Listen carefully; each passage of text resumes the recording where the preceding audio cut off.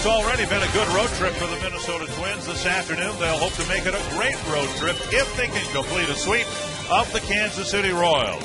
Twins playing their best baseball of the season, and that good stretch has drawn them to within a game of first place in the American League Central. Beautiful day for baseball again in Kansas City. He's Bert Blyleven. I'm Dick Kramer, and the Twins knocking the cover off the ball right now. Up and down the lineup, they're getting great production, and nobody is hotter than Danny Valencia. Well, you go back to 4 games. I'll tell you what, a lot of guys play a lot of years at the major league level. They will never go through a streak like Danny Valencia has gone through over the last 4 ball games. 14 hits. He hit a grand slam for his first home run in a Twins uniform here a couple nights ago.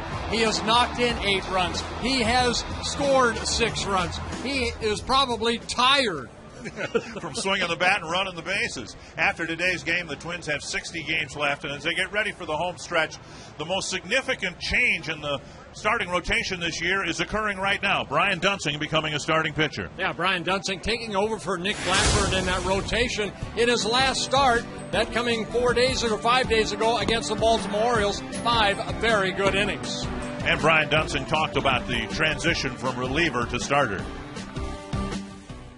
I just learned what my body needs to get ready to go in both situations as a starter and as a reliever, but I think that's come a lot easier, and I think that's also helping mentally, knowing that I'm ready to go.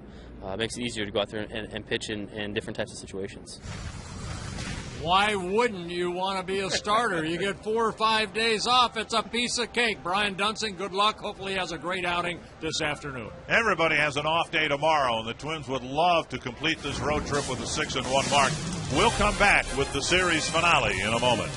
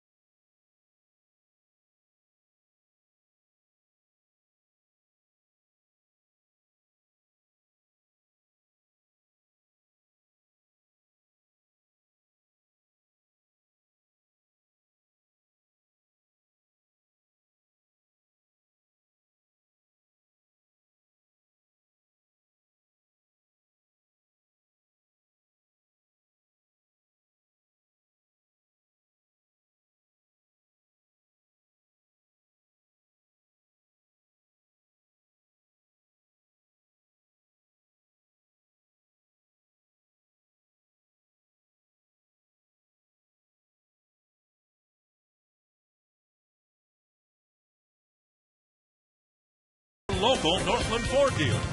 Visit your local Northland Ford dealer or go to northlandford.com. Buy Menards. Save big money on all your home improvement needs at Menards. And by GMC. We are professional grade. Today is a great day to sit in the fountain in Kansas City as the Twins go for the 3-game sweep over the Kansas City Royals here at Kauffman Stadium. As we welcome you to Twins Baseball on Fox Sports North, I'm Robbie Mikowski. The Twins have been on fire lately, and in particular against the Kansas City Royals here at Kauffman Stadium. And if recent history is an indicator, the Twins shouldn't have too many problems here coming away with the sweep. Look at what they've done the last 8 series at Kansas City. 20 wins against 6 losses, identical batting averages, but look at the run differential. Twins at 157, Kansas City just shy of 90, and the team ERA, the Twins a hair above 8, while the Royals are above 5, and of course the Twins playing spectacular defense last night. Carl Pavano earned the victory, going 5 strong innings today. It's Brian Dunsing in the start in place of Nick Blackburn in that rotation. Expect Dunsing to get between 80 to 85 pitches if he can. When we come back from a very hot Kauffman Stadium, Dick and Bert, first pitch.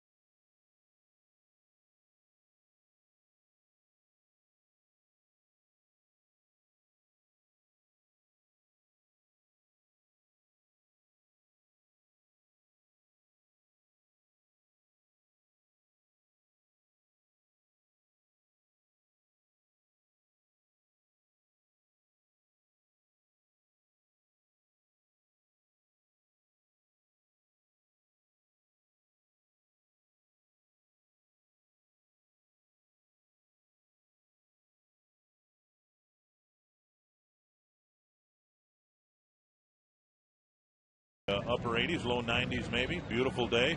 Twins have run into a lot of hot and humid weather. Easy to say the only thing hotter than the weather has been the Twins. We'll see what the Menards lineup can produce today. Denard Span, Alexi Casilla, Joe Mauer, Delman Young, Jason Kubel, Michael Kadire. Fairly quietly, I think, having a 12-game hitting streak with all the thunder around him. And then Danny Valencia, Jason Repko, and Nick Punto. Let's take a look at the Dodge Ram scouting report. On the right-handed starter here this afternoon for the Royals, it'll be Brian Bannister, making his 21st start and his second against the Twins. He defeated the Twins back in April. And the thing about Bannister, for some reason, he has pitched better in day games than he has night games. Not only this year, throughout his career. 4-1 in day games this year. In night games, he's 3-8. And he defeated the Twins in a day game, a Sunday day game, back at the Target Field back on April 25th. Royals out in the field with Scott Pasetnik just now running out to left field. I'm guessing he had to get his sunglasses. In center, it's Rick Ankiel, Willie Bloomquist in right. Betamete, Betancourt, Aviles, and Butler around the infield. Brian Pena doing the catching. And Pasetnik ready to go. We're ready to go. Denard Span in the box, and here we go. Span, Casilla, and Mauer in the first, and Span on the first pitch. Drops a single into center. And here the offense of the Twins goes. Span started yesterday's ball game off with a base hit when the Twins were able to take an early 2-0 lead. Now, granted, 6 of the runs came in the first inning against Zach Greinke, but on this road trip, in the 6 prior games, the Twins have scored a dozen runs. So we'll see if they can get something on the board here in the top of the first today. KCA back in the starting lineup, playing at second base. Nick Punto was there last night.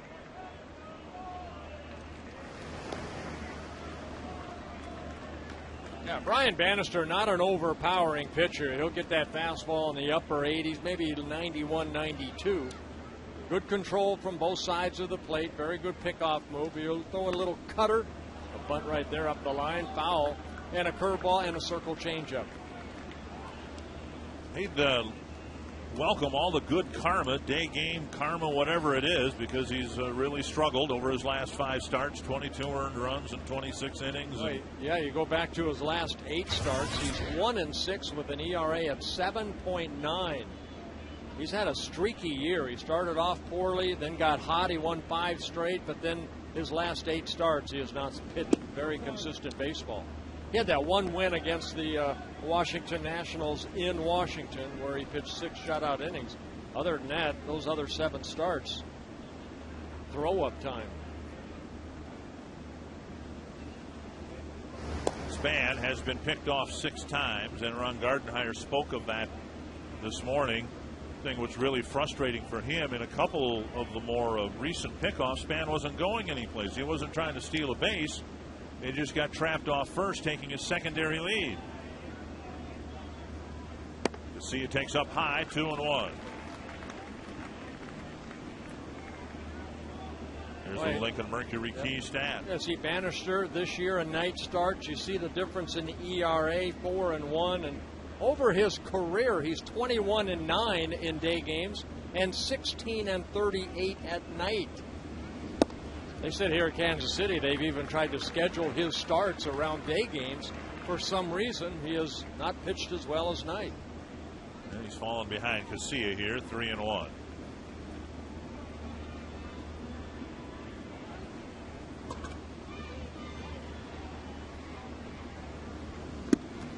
KCA with a mighty swing and a miss, 3-2. Got a little cutter down and into KCA on a 3-1 pitch. Again, he's not going to overpower you with a fastball, but KCA trying to make good hard contact, swinging through it.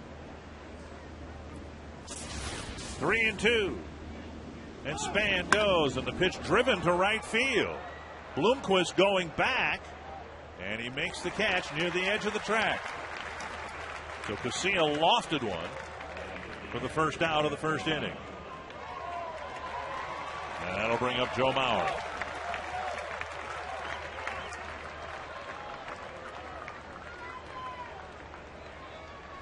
In his last 4 starts, Bannister's given up 6 home runs. Mauer hit one here the other night, his 6th of the year. Yeah, Mauer 7 for 9 so far here in the first 2 ball games. Driven in 8 runs.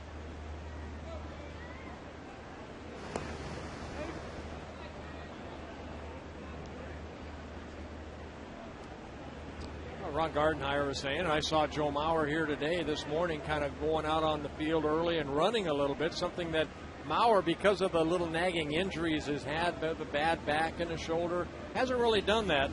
I think these days off behind the plate, Drew Butera caught Pavano last night. Gardy feels that that's a good thing for Joe Mauer. He's starting to kind of, feel good again. And I think his batting average is starting to show it. Certainly responded well to getting Sunday off with a 5-hit game on Monday. 1-1. Well, he went into the All-Star break. I think, even though he went to the All-Star game, he needed a couple days off. And since the break, you can see after the break, the 11 ball games hitting at almost 400. Look at the slugging percentage, about a 50% increase. 1-1 to Mauer, and a foul back, 1-2. Mauer 7 for 25 lifetime against Bannister.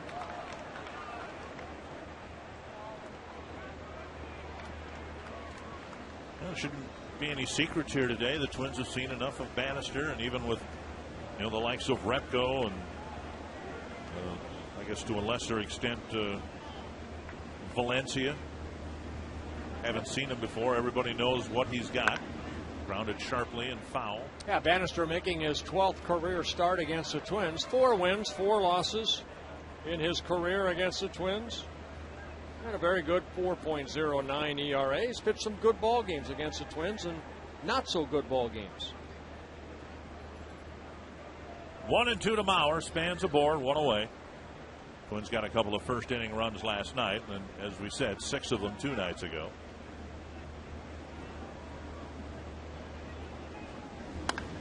Slapped foul. You know, one thing, and I guess it's pretty common for a hitter who's hitting the ball well to not swing and miss, but we're just not seeing Joe hardly ever swing and miss now in this good stretch since the All-Star break. He's taking pitches that might be down and away and either driving them or, as is the case in this last pitch, just flipping it foul. I think when good hitters, you know, when they're hitting the ball good, they see the ball coming out of the pitcher's hand right away. And maybe when you're struggling a little bit, that ball hit between Butler and the bag into the right field corner. Span to third. He'll be held, and Mauer into second with a double. Another extra base hit for Joe Mauer. Now with 33 doubles on the year.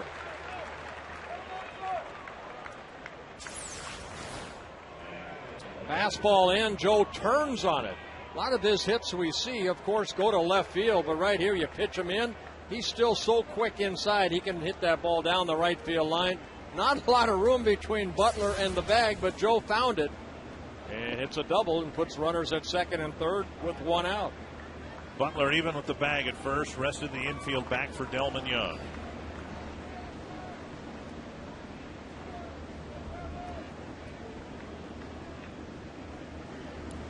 Down and in, ball 1.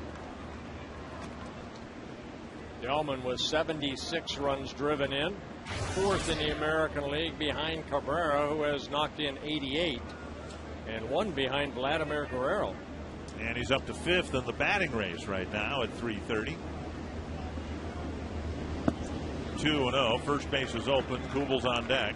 And boy, I'd be hard pressed to throw anything over the plate to Delman Young in this situation. I know Kubel can hit grand slams, but Delman probably the least guy, least likely guy you'd want to face with men in scoring position in the league right now. Well, right now in the month of July, Delman Young is hitting .430, 40 hits in 93 at-bats with 5 home runs, 12 doubles, and he's driven in 25 runs. 3-0. Will he have the green light? Gonna have to hit it out of the dirt, maybe. He did. Yeah. They threw him a strike on 3-0, and he fouled it back. A lot of times, you know, guys will take a 3-1 pitch, make him throw a pitch, but as you're as hot as Delman Young is, you give him the opportunity to swing the bat, and he fouled it straight back. So Bannister thinking, okay, I have to get a strike right here. He throws it right down the middle, and Delman just got underneath it. 3-1.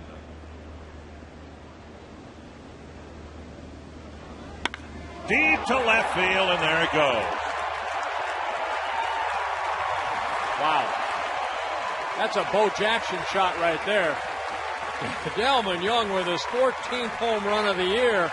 And again, for the 3rd straight game here, the Twins take an early lead.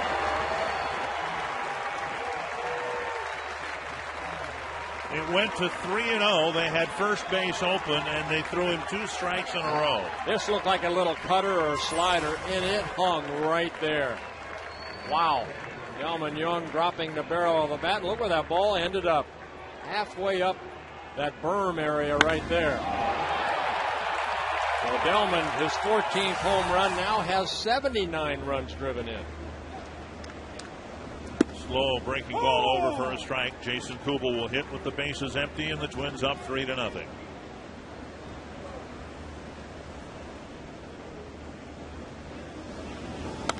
And now lifted foul over the Twins dugout. 2 strikes.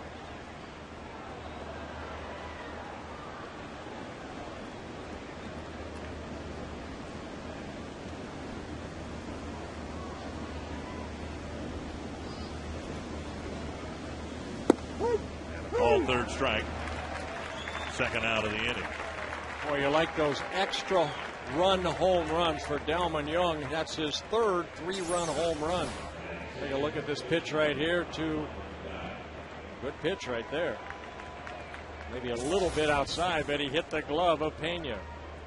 So Bannister comes back and picks up a strikeout for the second out of the inning. Here's Michael Kadire. Ball one. And the average, because of the hitting streak we showed you, up to 279. And a strike 1-1.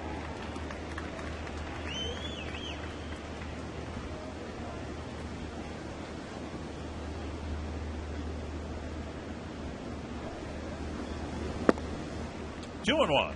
Kadire with a 12-game hitting streak, 4 doubles, a triple, a home run. He's driven in 8 runs over that 12-game hitting streak, a season high. 3-1 with Valencia on deck. Kadire's career high in hitting streak is 13, and you have to go back to 2005 for that. Wrapped to short. Betancourt fires across in the inning ends. A single, a double, and a long 3-run home run by Delman Young.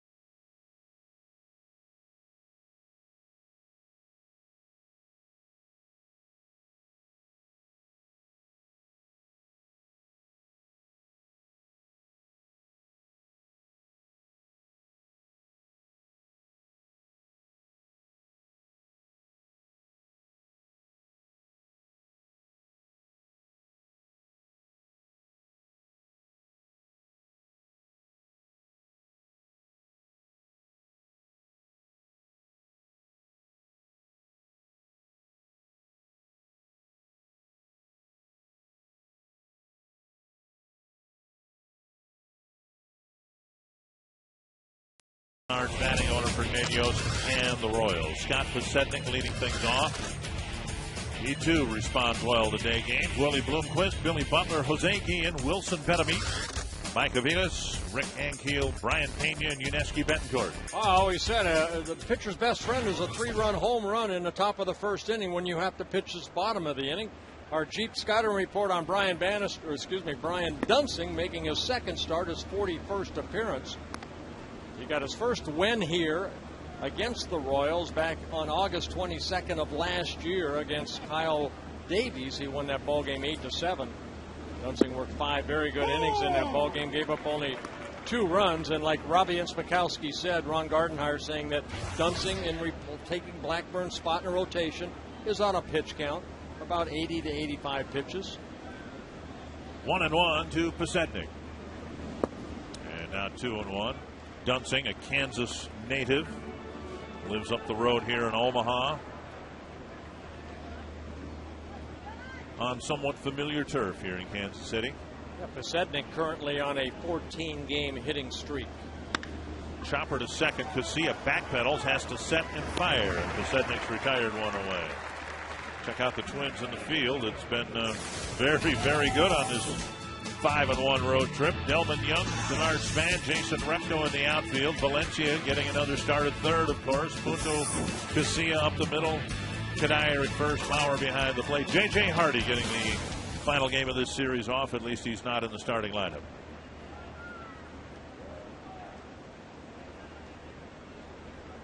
One down. Here's Willie Bloomquist. And Brian Dunsing's mom, Sherry, here. Yeah, born in Marysville, Kansas. 1-0 to Bloomquist. Saw Bloomquist get run ragged in center field here 2 nights ago. Now he's playing in right field for the series finale.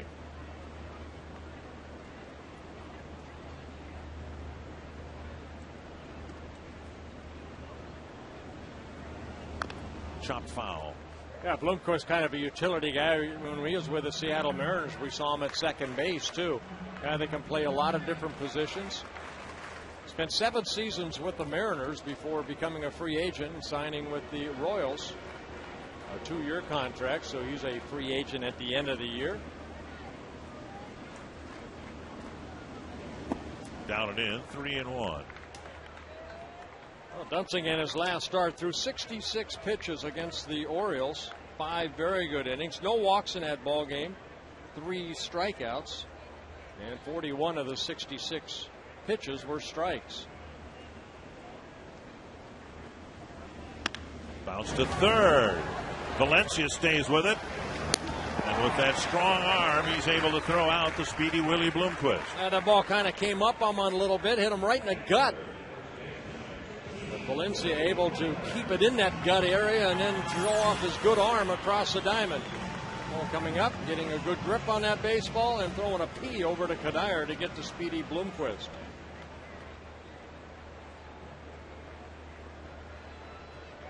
So 2 down, and here's Billy Butler. And we're seeing all the tools that has made Valencia such a prospect for the Twins the last couple of years, and one of those is a very strong arm.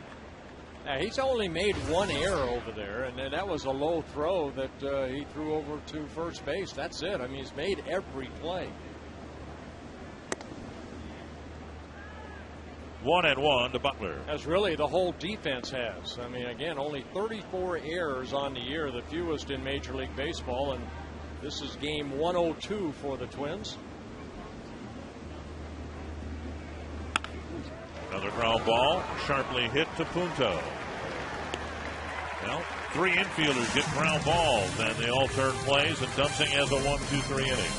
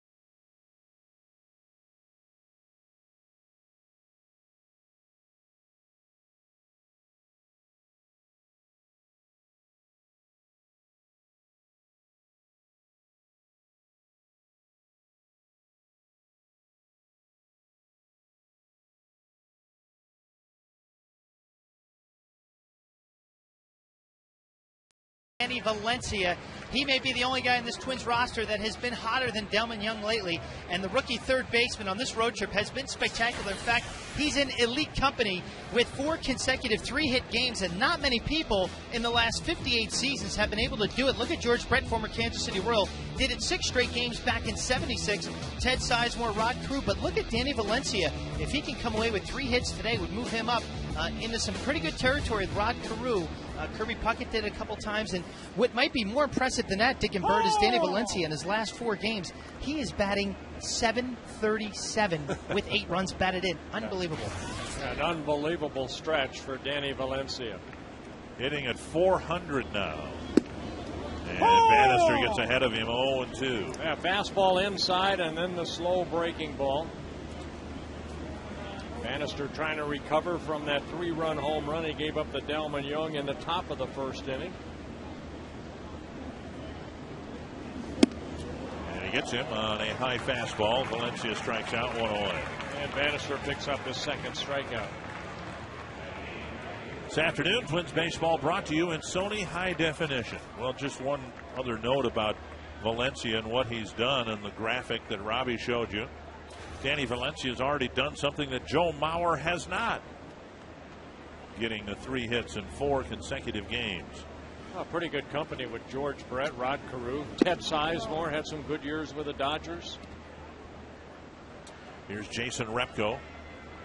Repko has emerged as a very good backup outfielder on this road trip.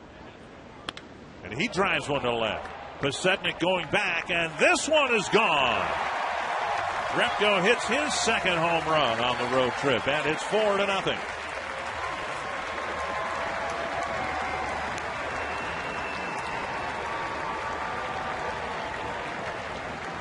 Well, you mentioned Bannister's been giving up the long ball over his last 4 starts, 6 home runs. He did not give up one in New York in his last start, but here another fastball, and Repko got underneath it, hit it right down that left field line into the Twins bullpen. So Repko hitting his second home run of the year and his 13th career home run. Up and away, ball 1 to Nick Punto. So 4 early runs for the Twins. 4 more runs allowed by the Royals. They, over the last 3 games, there's a little pop-up short left field, and Betancourt will give way to Pasetnik, who makes the catch out number 2.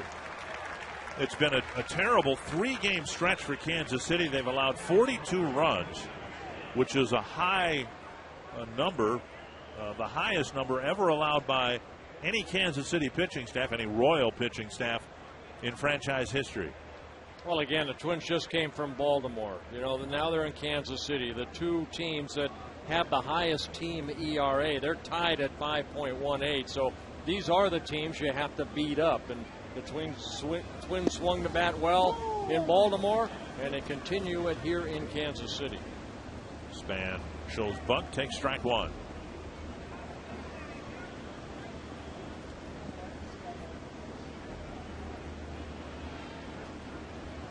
And a fastball up and away.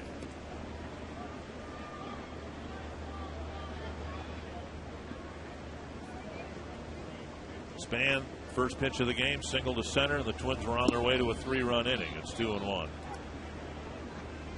Yeah, Bannister, 29 years old, the son of former Major League left-handed pitcher Floyd Bannister, who won 134 games at the Major League level over 15 seasons. Span with his second hit. He's having a good series. He reached his first 4 times in his return to the lineup last night. You can follow the Twins on your iPhone, iPod Touch, BlackBerry, and Android phone with MLB.com at Bat 2010. At Bat 2010 features play-by-play, video highlights, live audio broadcasts. So visit twinsbaseball.com today on your iPhone, iPod Touch, Android, or BlackBerry for more details. Here's Casilla, lifted one to the edge of the warning track in right field for the first out of the first inning. You know what's good to see about Denard Span is he came into this road trip after the All-Star break hitting under 200 on the road, and so far he is 8 for 20. So that average starting to climb on the road. He's hitting well at Target Field, well over 300. But he was struggling on the road, and Again, that All-Star break sometimes is a nice break for guys to just kind of think about what do I need to do to improve. And one thing for Spann, hit better on the road, and he's been able to do that. One thing we'll see throughout the second half is more of this. The time of games will be lengthened because Spann has been picked off so many times. And pitchers, of course, will exploit that. And whether they actually pick him off or not, they're going to be paying a lot more attention to him because they figure they got a decent chance of getting an out over there. 1 strike to KCA. With 2 outs, might be an opportunity for Spann to steal here. Not on this pitch, and KCA takes up and away. Well, Spann's a lot like Pasednik. They all take a very big lead. You know, even good base runners like a Ricky Henderson, they didn't take the lead where you look over your left shoulder and you really have to look hard to see him. Spann takes a very big lead at first base. Tapped foul, 1-2. Spann with 18 stolen bases. Leads the Twins in that department. Twins with 41 stolen bases overall. Pena doesn't get a chance to catch much, but opponents are 5 for 5 in stealing bases against him. And KCA strikes out, and that'll end the inning. But another home run for the Twins. Jason Repko with the bases empty, making it a 4-0 Twins lead.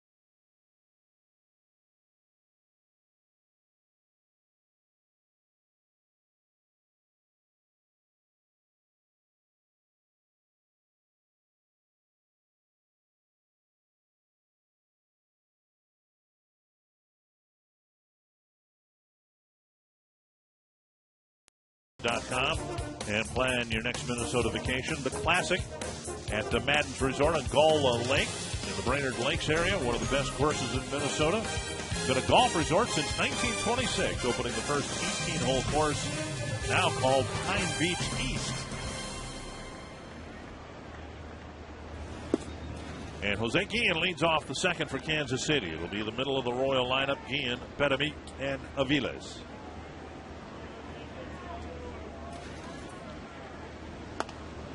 Fouled over the Kansas City dugout, 1-1. Yeah, Guillen's had some injuries so far this year. He had more injuries last year when he was on a disabled list 3 times. But putting together a pretty solid year, 16 home runs, driven in 60 runs. Down and away, 2-1.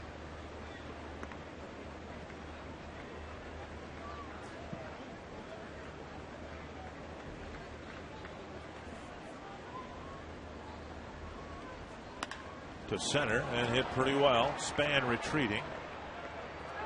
And on the edge of the track, he makes the catch, 1 away. You saw the strength of Guillen right there. He kind of reached out and hit that ball and took Spann to the warning track at 410 feet away to center field. So a deep fly ball out. Take a look at this pitch. It's outer half of the plate, and Guillen. I mean, look at that right there, and that ball ended up on the warning track. Here's Wilson Betamit. Driving and foul, 1 strike. Yeah, Betamit getting an opportunity to play every day now at third base. Always a utility type player with the Braves, the Dodgers, Yankees, White Sox. He's only faced Dunsing once and has hit a home run against him. Another foul, 2 strikes. You never went back and forth. I know you pitched a little bit out of the bullpen, but you weren't, I don't think, ever asked to make the transition that Dunsing is being asked to make now. No, I think of all my, I think I had 6 relief appearances in 22 years, so no. But he did such a good job in the role that he was in. I would think that would make it easier for him to transition into a starting pitcher, just stretching him out over a course of a couple of starts. Well, you look at his minor league record. I mean, his records in the minor leagues, he was always a starter. I think maybe made 7 or 8 relief appearances in the minor leagues. But coming up to the big leagues, you'll see a lot of guys, you know, like a Dunsing. Johan Santana was that way. Liriano was that way. You know, they start in the bullpen and you kind of wait your turn. And that's basically what Dunsing did. He waited his turn last year. Made some starts, very successful, 5-1 as a starter so far. And this year, you know, pretty much the roster was set going into spring training. Where was Dunsing going to fit? Well, the best spot was in the bullpen as a long man. Now he gets a chance to start. 2 down, and before Aviles gets in the box, you can ask a question of us online at carsoup.com/baseball. Larry Olson of Inver Grove Heights wondering, with Justin Morneau out, who is Michael Kanayer's backup at first base? That's a very good question, and one that Ron Gardenhire doesn't really want to have to ponder. Yeah, I would have to say maybe J.J. Hardy could play over at first. When asked that about a week ago, Ron Gardenhire mentioned Nick Punto, Drew Butera. I'm sure if asked, Jason Repko would go over there.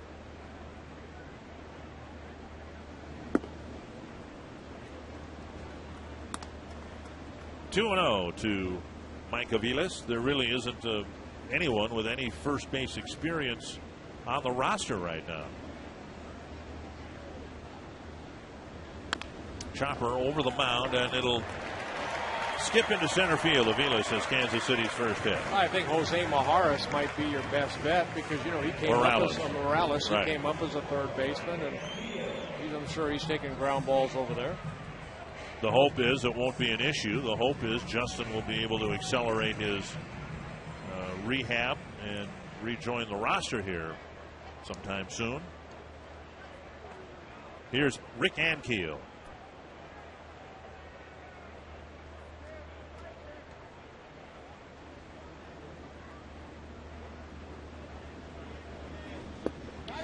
Sweeping breaking ball, and it gets a swing and a miss. One thing Dunsing has done, he's so far, either as a starter and a reliever, he's done a very good job against left-handed hitters. Left-handers coming into this ballgame hitting just 123, 9 hits in 73 plate appearances, and he's allowed 3 home runs, all of them to right-handed hitters. 2 quick strikes to Ankiel.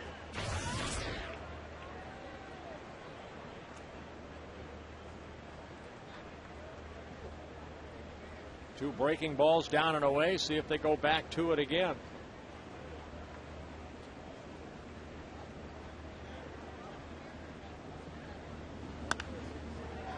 Contact, but a pop-up.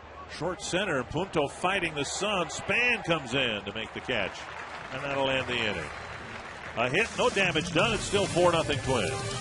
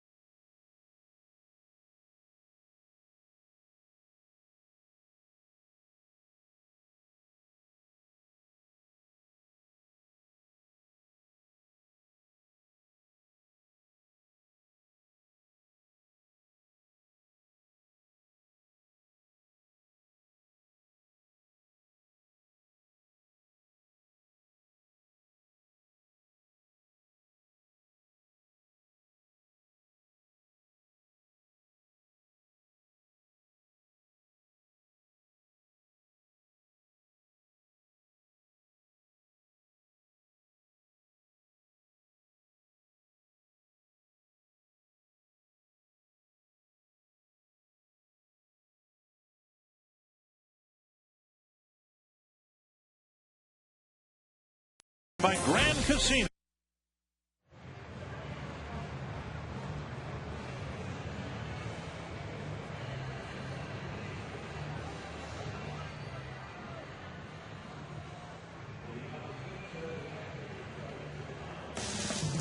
Minnesota Twins baseball on Fox Sports North is brought to you by Grand Casino. The best stories start here. By Lincoln Mercury. Visit your local Lincoln Mercury dealer or go to experiencelm.com. And by AT&T.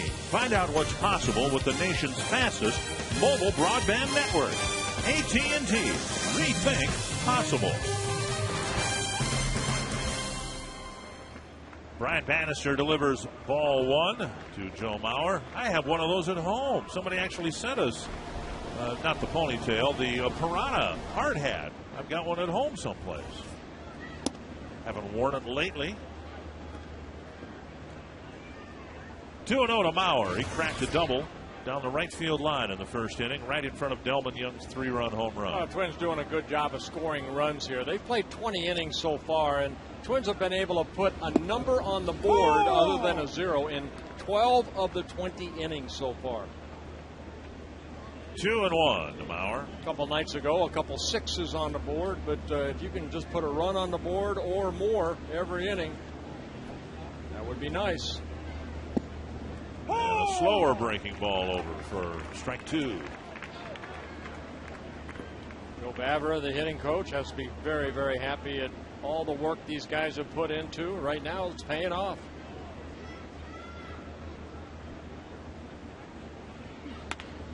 And a grounder to second. And Butler's able to keep a foot on the bag, 1 away. Not only are the Twins collecting hits, they're getting a lot of extra base hits, and the home runs are coming. Delman Young hitting one in the first inning. Repko hitting one in the second.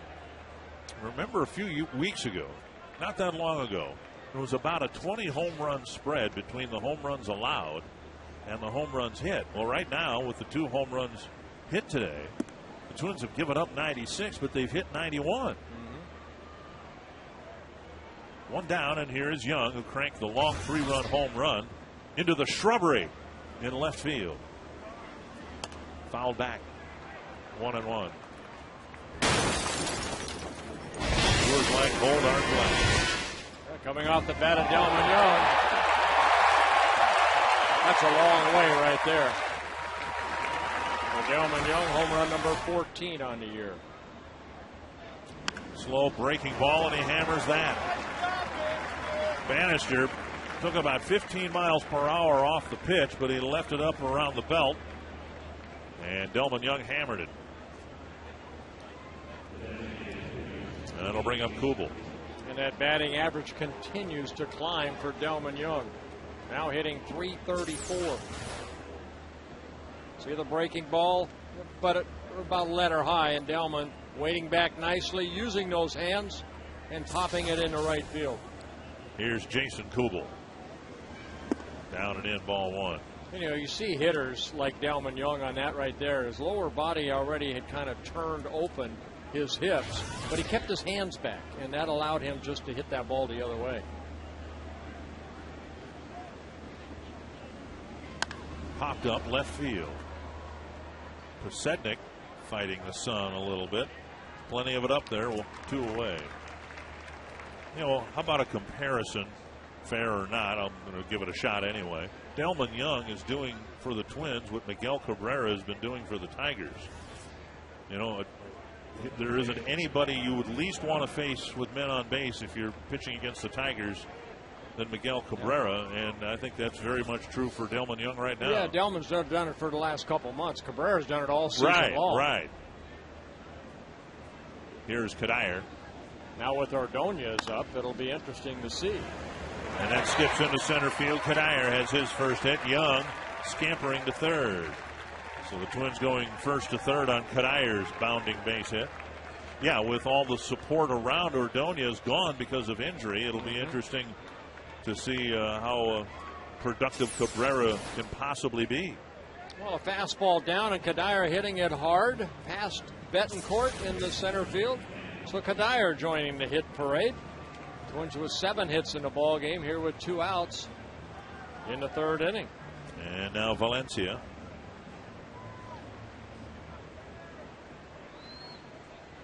Bannister kind of carved him up in the second inning, striking him out. Got him to chase a high fastball.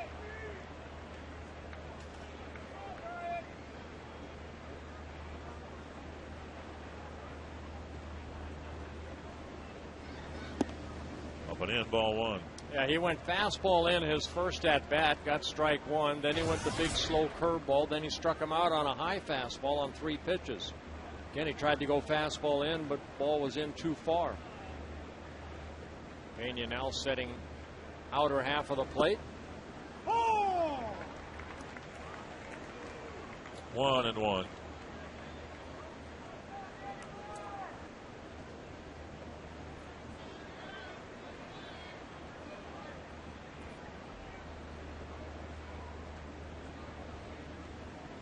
You know, without getting too far ahead of ourselves here, just think back over the last handful of years how many different people the Twins have run through third base, from Joe Creedy, Mike Lamb, Tony Batista, waiting for someone from within, almost certainly. The bouncer to short, and it'll end the inning. Could come up and take the job full time, and it looks like Valencia is well on his way to doing just that.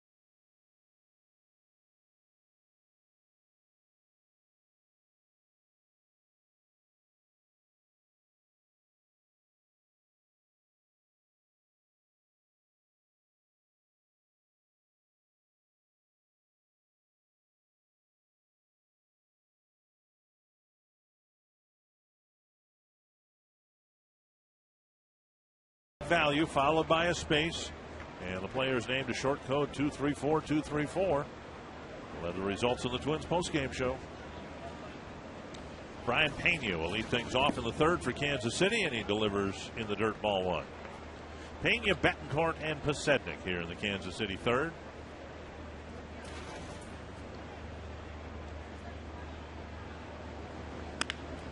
One hopper to Valencia. One away, and Brian Dunsing has gotten 7 outs so far on 29 pitches. Yeah, 4 ground ball outs last inning, a strikeout and a couple of fly ball outs, but he started that first inning with 3 ground ball outs.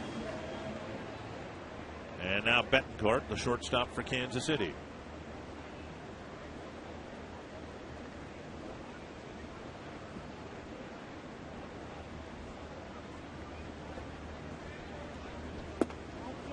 Down and away, ball one. Betancourt didn't play 2 nights ago, got back in the lineup, went 1 for 4 last night. He had a personal situation that kept him away from the ballpark Monday night. Swing and a miss, 1-1. Royals tied with the Indians for last place in the American League Central, 13.5 games back, each team with identical 42 and 58 records.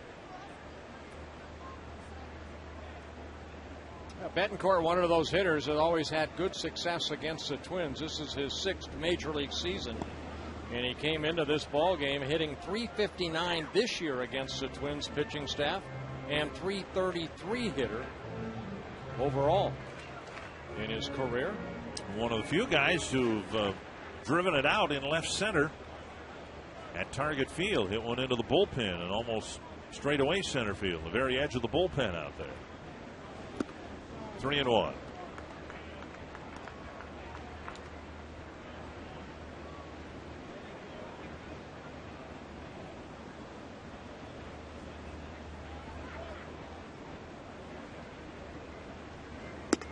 And a walk puts the number 9 hitter aboard.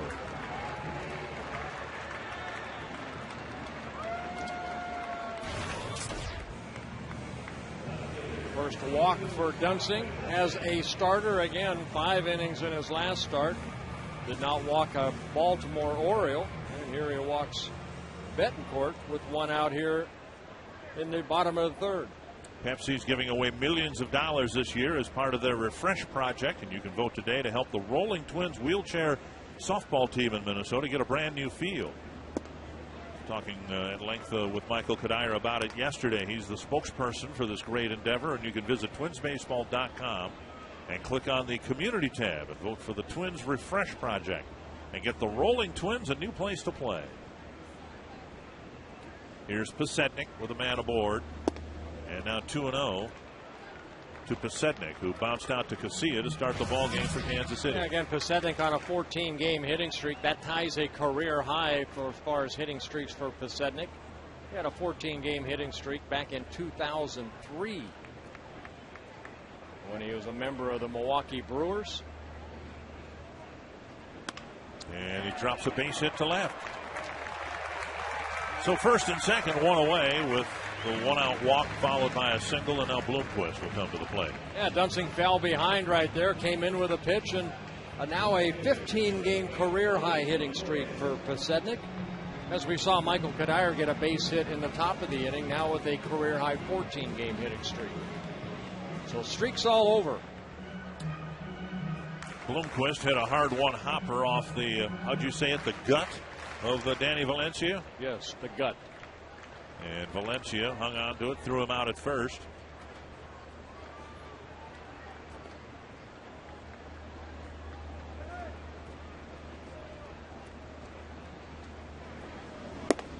Right down the middle of strike.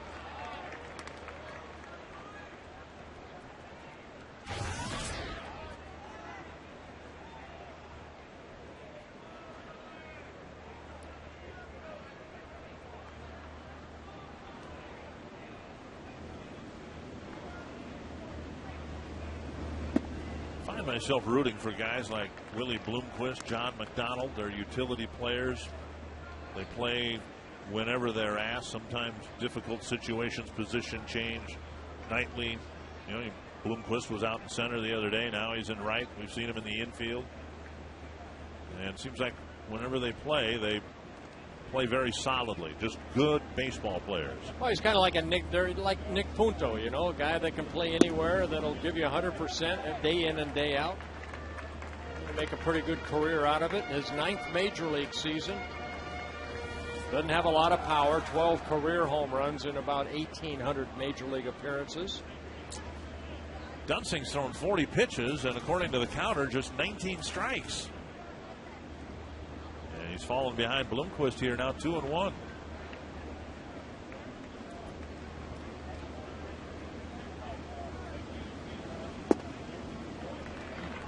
Three and 1 with Butler on deck. So Dunsing struggling with his control. Oh, this ball not missing by much.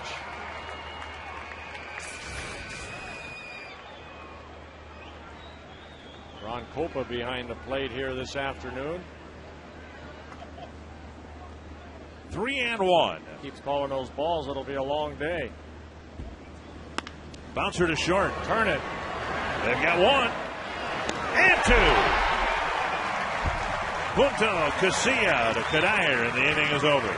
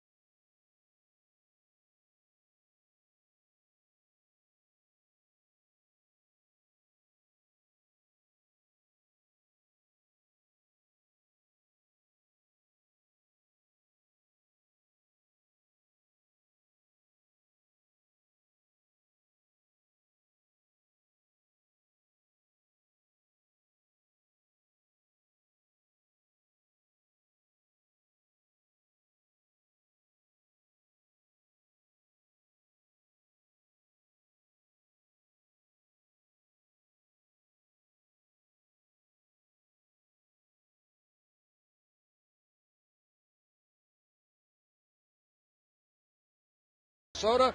There we go. They're going to be here for the represent Minnesota, South Dakota, North Dakota, Iowa, Nebraska, Missouri, Kansas, Colorado, and Canada in the Midwest Plains Regional. So congratulations to the 11 and under Babe Ruth team, state champions. Oh, Repko drops down a bunt. Bannister can't make the play. This guy can do a little bit of everything. Repko's shown some power with a home run, a couple of them on the road trip. We've seen his speed in the outfield, and now an awfully good bunt. Well, you always take a look where that third baseman is, and Bedamit was playing back, so Repko seeing that, and he's the leadoff hitter. He wants to get on base. Bannister, the only one that could field it, barehands it, but then loses the grip of the ball. Even a good throw, I don't think would have been able to get Repko at first, so he gets his second hit of the ball game. And now here's Punto. Hit a fly ball to left, his first time up.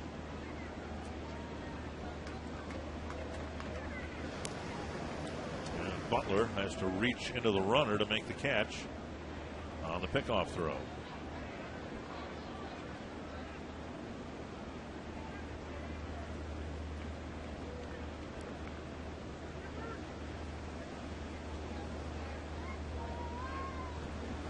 Hey, we're complimenting Willie Bloomquist, the Willie Bloomquist, John McDonald's of the world. I suppose you could put Jason Repko in that category too. There's a guy who's, been moved around in the outfield in his short time with the Twins, moved around the batting order, and Repko doing a nice job in some spare duty with the Twins. Well, a guy that has spent a lot of years at the minor league level, so he appreciates every opportunity he can get at playing at the major league level. 2-0 to Punto.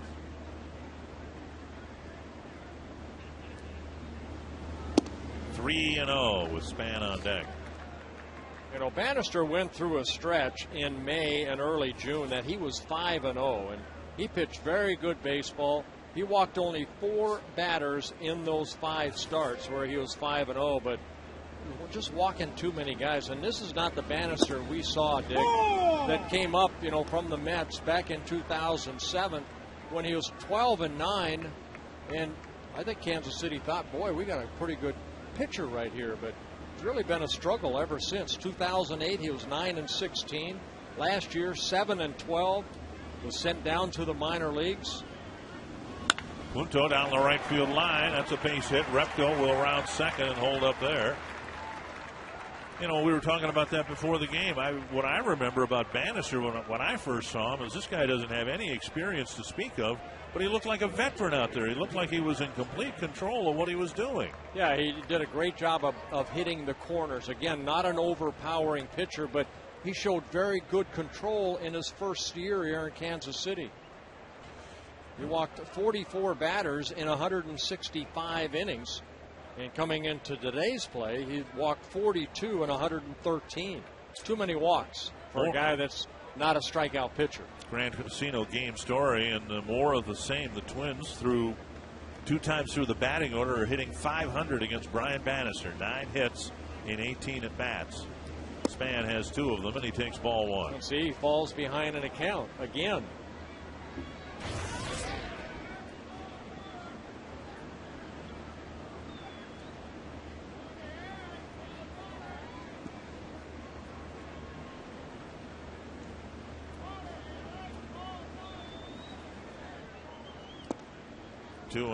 And from a distance, and that's where we live, a distance from Kansas City, as they get ready to start a season, the 2010 season, you look at the starting rotation and you think, well, there is the strength of the team. You've got the reigning Cy Young Award winner.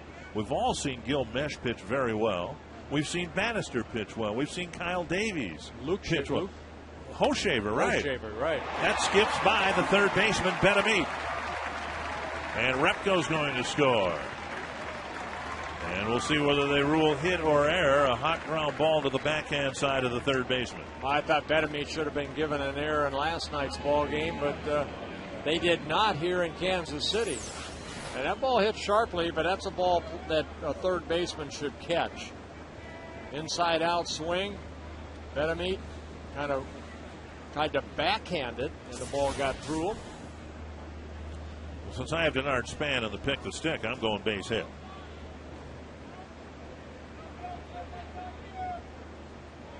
And we got the ruling. It is Span's third base hit.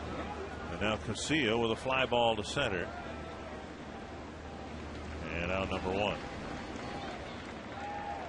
It's an off day for the Twins tomorrow. You can still get your fix by stopping by the Rock Bottom Brewery and saying hello to Nick Punto. He'll be at the Rock Bottom on Hennepin Avenue from 6 to 7 tomorrow. To get all the upcoming Twins player appearances, visit twinsbaseball.com. And we've mentioned before that Orlando Hudson and Denard Span will be at the Twins and Pins event in Brooklyn Park. Orlando told me today he's not going to be able to bowl because of his oblique injury.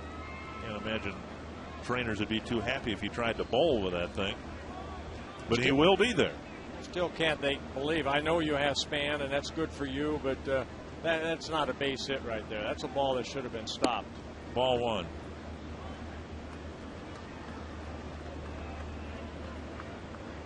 That's very good for me.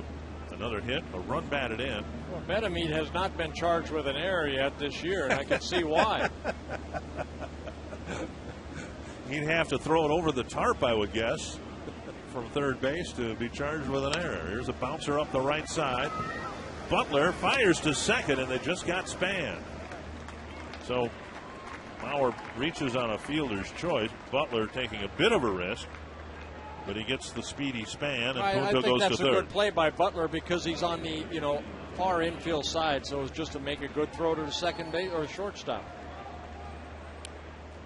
AT&T trivia on a beautiful summer afternoon. Who was the last Royal to lead the American League in saves for a season?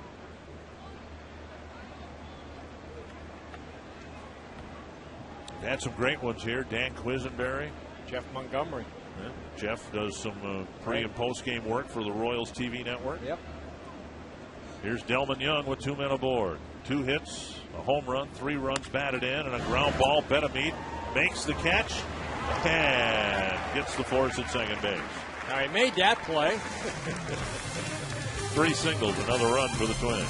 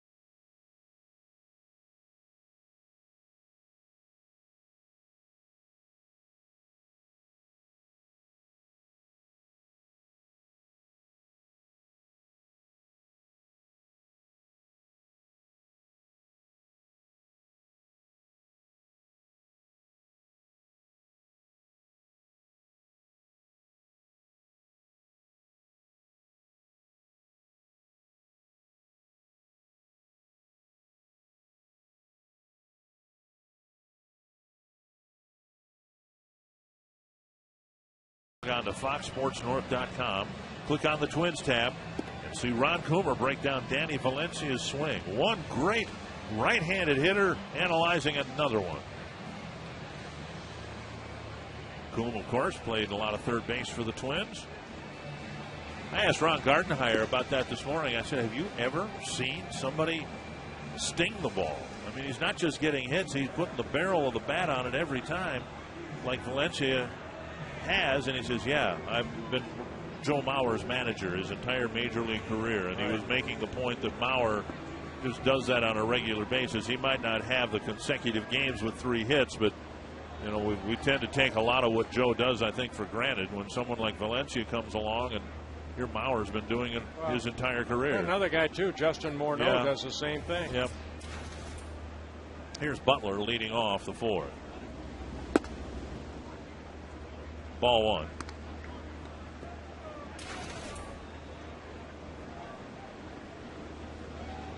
Butler, Guillen, and Benamit facing Brian Dunsing. And a strike. Dunsing still throwing less than 50% strikes, which is something he'll need to improve upon, but he's got 3 scoreless innings on the board here.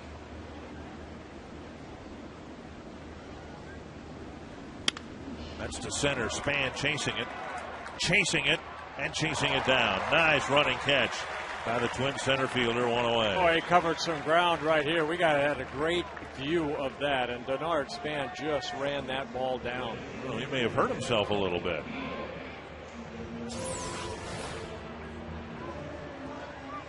Watch Span making the catch. Well, you see him take off right there, and you know, in this warm weather we had in Baltimore and here, guys cramp up pretty easy. Almost like when he pulled up after the sprint, he may have tweaked something. Last night it was Kyle Farnsworth, the reliever for the Royals, who left the game with a hamstring cramp. They proclaimed that he will be ready to go here today, but boy, that would be a quick turnaround to leave a game on a Tuesday night because of a hamstring cramp and pitch again on Wednesday. 1 strike to Guillen.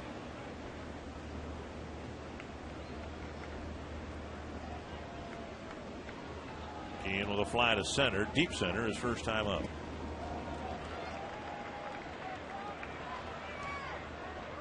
And now 2 strikes.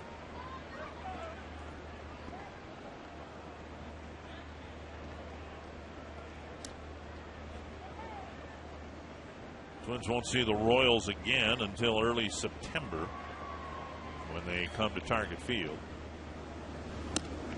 Guillen strikes out. It's anybody's guess who's going to be left from the current roster after the trading deadline or after the waiver deadline at the end of August. Oh, good fastball right there by Brian Dunsing. He picks up his 2nd strikeout. Joakim Soria mentioned in some trade rumors. I don't think he's the answer to our AT&T trivia question. I'm going to go Jeff Montgomery. Yep. That's who I was going to pick. Valencia, nifty backhanded pickup. And at the other end as well, Kadire digs it out. That's a 1-2-3-4 for Dunsing.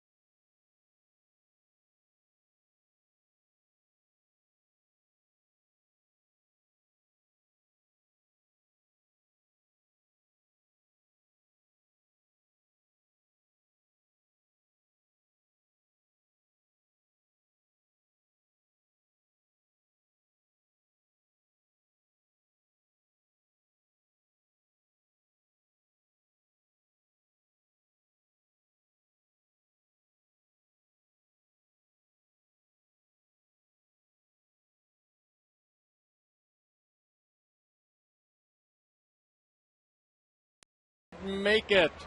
I'd like to say happy birthday to Pam Price. Happy birthday to you out of Minneapolis.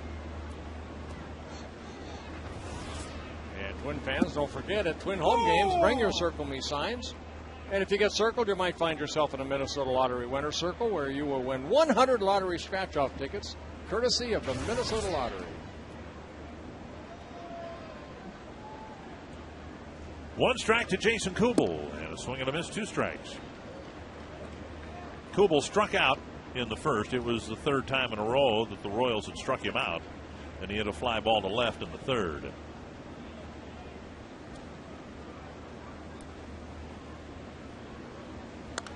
Pulled foul. Remember the sequence in the first inning. Runner at second and first. Second and third. 1 out. And Bannister pitching to Delman Young. It was 3-0, and he got 1 fastball by him. Foul ball rather than walking him. Then he tried another one, and with Kubel waiting on deck, Young cranked a 3-run home run, 1 away here in the 5th. See Bannister right there kind of using the powder blue glove. You know, I always wore the Rawlings glove. It was a brown glove. I always thought I'd like to go out there with a white glove. I thought that would be great. Throw the white glove at it, and here comes the ball. They wouldn't let me. I don't think why. They'd let you do that. I know. See, I'm glad to hear you say that. I like the natural colored gloves, and Jose Lima, who passed away a couple months ago, would always have multicolored gloves. Yeah, I wanted a white glove with the red seams on it. Looked like a baseball. Yeah. 1-1. Remember, here's a fly ball to center, and Ankiel under it. Kanair retired. Kyle Osh, when he pitched for the Twins, always had a really light colored glove, and I know some teams complained about it, that it was almost too light. And of course, the reason he did it was for what you're talking about. He wanted to have something that he could disguise the baseball with or hide the baseball with. 2 down. Here's Danny Valencia. He's going to get 3-4 hits here tonight, or today. He's going to have to hurry. He's 0 for 2. Ball 1.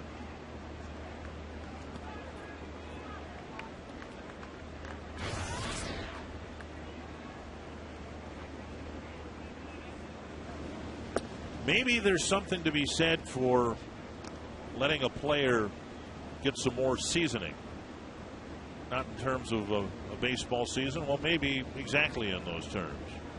Letting Valencia cure a little bit in the minor leagues and then expose him to the major leagues, because he sure has jumped all over the opportunity he finally has gotten. 3-1.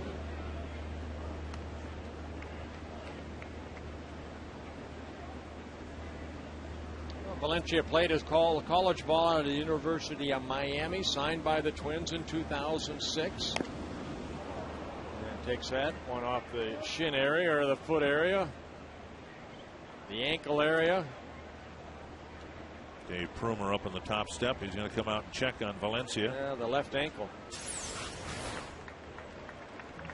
I think we have to credit the trainers too, Dave Prumer and Rick McWayne. You know, again, it was warm in Baltimore. We saw Span kind of, limp a little bit after he made that great running catch. I'm sure when he went in the dugout, they gave him something, some potassium or something, some more liquids to not cramp up. And Valencia will stay in the game. Yeah, it was a challenging road trip for the players and the trainers. As hot as it was in Baltimore, it's been a little more moderate here, but not much. Yeah. Well, I mean, also Perry Castellano. Before the ball game, you look at the players out there stretching. He's out there making sure that their hamstrings are loose. He does a great job of making sure guys are ready for the game. Valencia will walk to first with a 2-out walk. That's Bannister's first walk of the ball game. Does have 3 strikeouts. Repko has hit one about 350 feet and another one about 50 feet. Home run to left and a bunt single.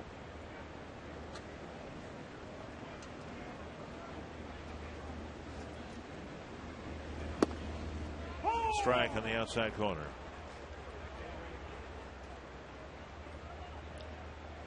Bannister up to 83 pitches, 52 have been strikes. 4 2/3 innings so far.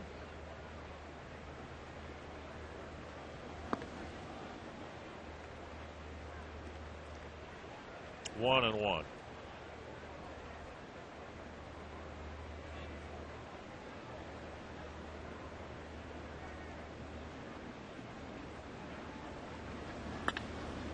Just foul.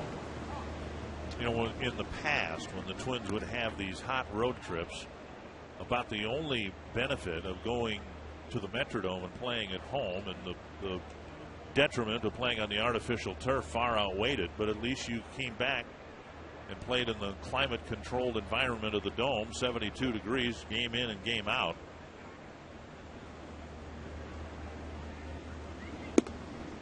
Here in the coming week, Twins will have to wait to get to St. Petersburg to get that climate controlled break at Tropicana Field. 3 games at Target Field. It's supposed to be beautiful, nice weather, but in the 80s, and then in the 70s at Tropicana Field indoors. Repko strikes out. 5th is complete. The Twins still lead at 5-0.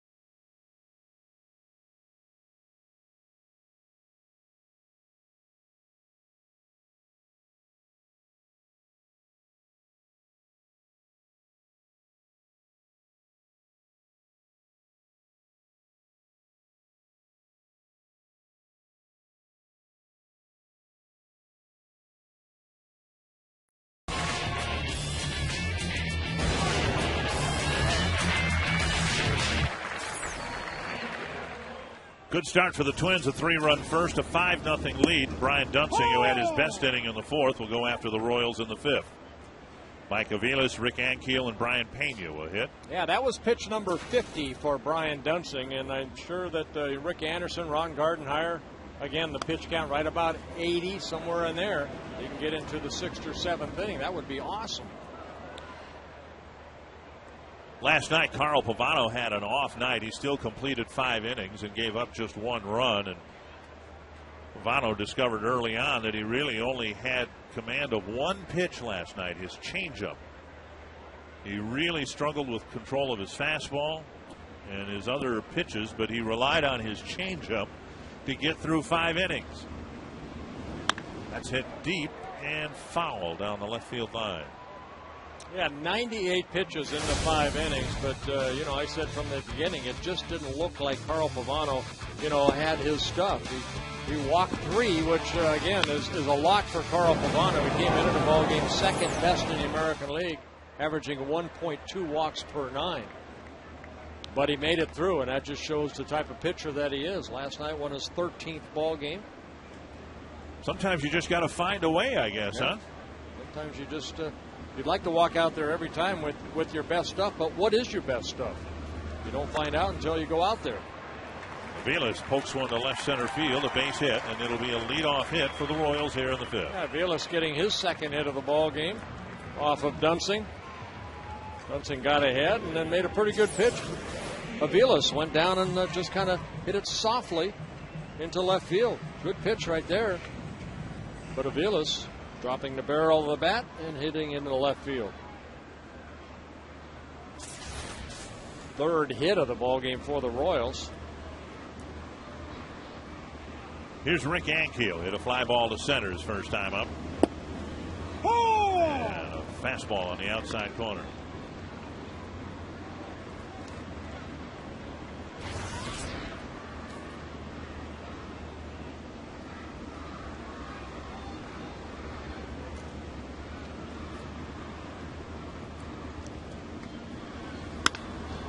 Drilled to center. So the first fastball taken by Ankiel for a strike, and the second one scalded into center. Yeah, he threw him a lot of breaking balls in that first at bat, and Ankiel hit him high breaking ball for that fly out to Span. This time they went with fastballs, and Ankiel sat on that fastball and got the base hit. The home game against the Mariners Saturday has been moved to an evening game. First pitch will be at 6:10. And if you have a ticket to the game, come early because it's DQ Camp Night. The first 20,000 fans will get a cool Twins cap. You can check on ticket availability for the next home series, and it's just 3 games with Seattle. Call 833-TWINS or visit twinsbaseball.com. Here's Brian Pena. And Dunsing misses ball 1. Yeah, Pena looking bunt right there, or showing bunt. Brian Pena can hit the ball a long ways. He's a powerfully built young man. Doesn't get a chance to catch much here in Kansas City. Punto to Casilla, another double play. Every time the Royals start a threat against Dunsing, he's able to get a big double play ball. Yeah, not only the 3-run home run is the pitcher's best friend, but also the double play. Second time that Punto and Casilla have made this double play. Little flipped over to Casilla and then over to Kadire. So a nice little 6-4-3 double play. And on the play, Aviles moves over to third. Here's Betancourt. Betancourt drew a walk. His first time up, and Dunsing misses outside ball 1.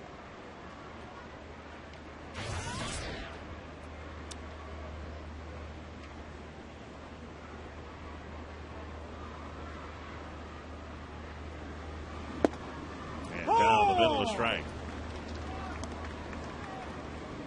Royals had a threat after the Betancourt walk. Pasednik singled first and second, 1 out.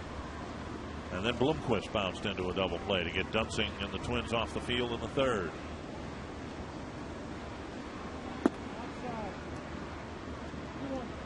Mariners made a roster move today. Ryan Roland Smith put on the disabled list. He really had been struggling, and in particular last night. And Luke French will be called up to pitch against the Twins Sunday. The Twins will face Doug Fister, Felix Hernandez, and Luke French. Liner to center and a base hit. Betancourt just stuck the bat out, got a base hit to put the Royals on the board.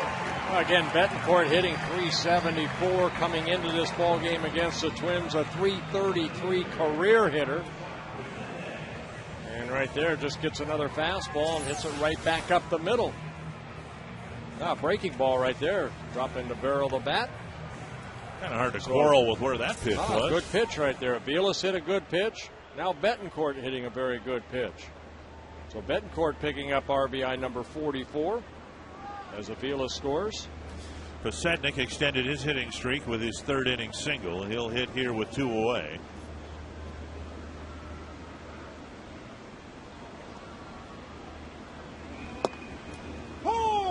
And Dunsing starts in with a strike.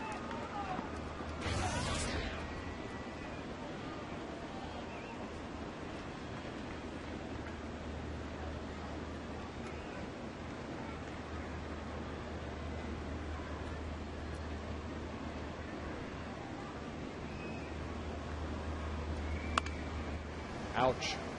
Good pitch inside. Right off the handle of the bat. Check your thumbs.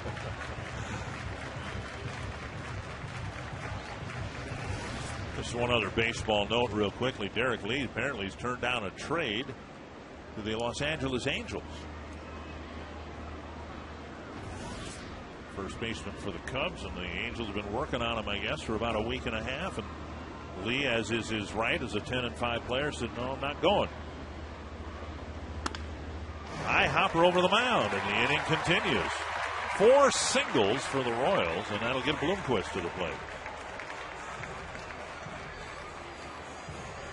Yeah, another pitch down in a strike zone, and Posednik hitting that high chopper over the head of Dunsing. Well, right at the knees. So Bloomquist has hit 2 ground balls. One of them turned into a double play, and Dunsing wants to wrap things up here before Butler comes up with more men on base.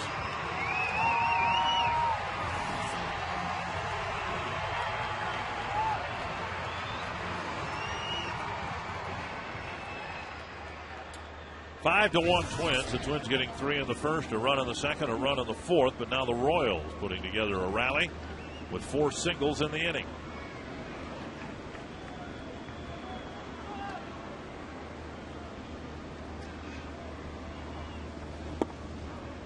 Ball 1.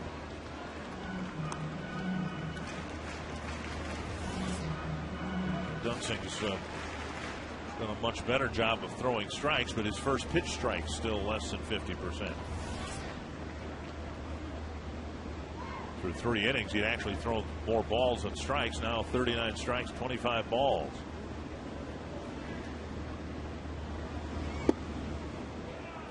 Two and 0.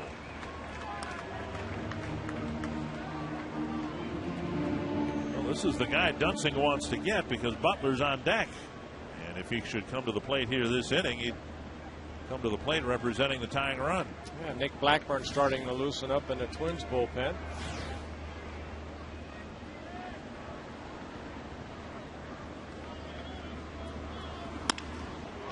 That hit the mound. It still skips into center field. Another base hit, another Royal run. And here comes Billy Butler representing the tying run. It's 5-2.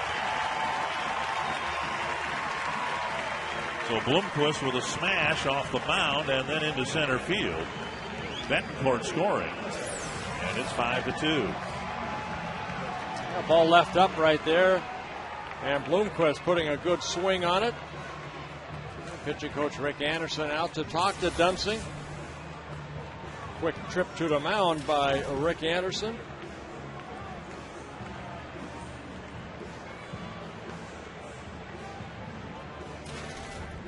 Of course, Dunsing trying to get off the mound here and finish the 5th inning. It would do a lot of things for him, not the least of which is get him qualified for a possible win here today. Still hasn't gotten the 15th out. And now he's got to face a dangerous hitter in Billy Butler.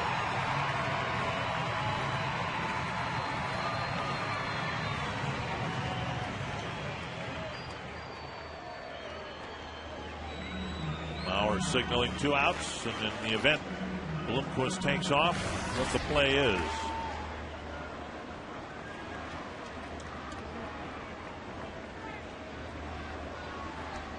Nine home runs on the season for Butler. And Dunsing's gotten him twice on a ground ball and a fly to center.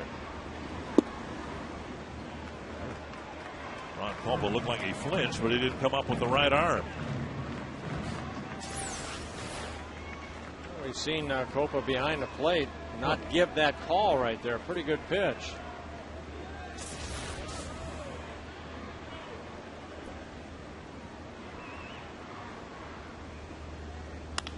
Fly to right.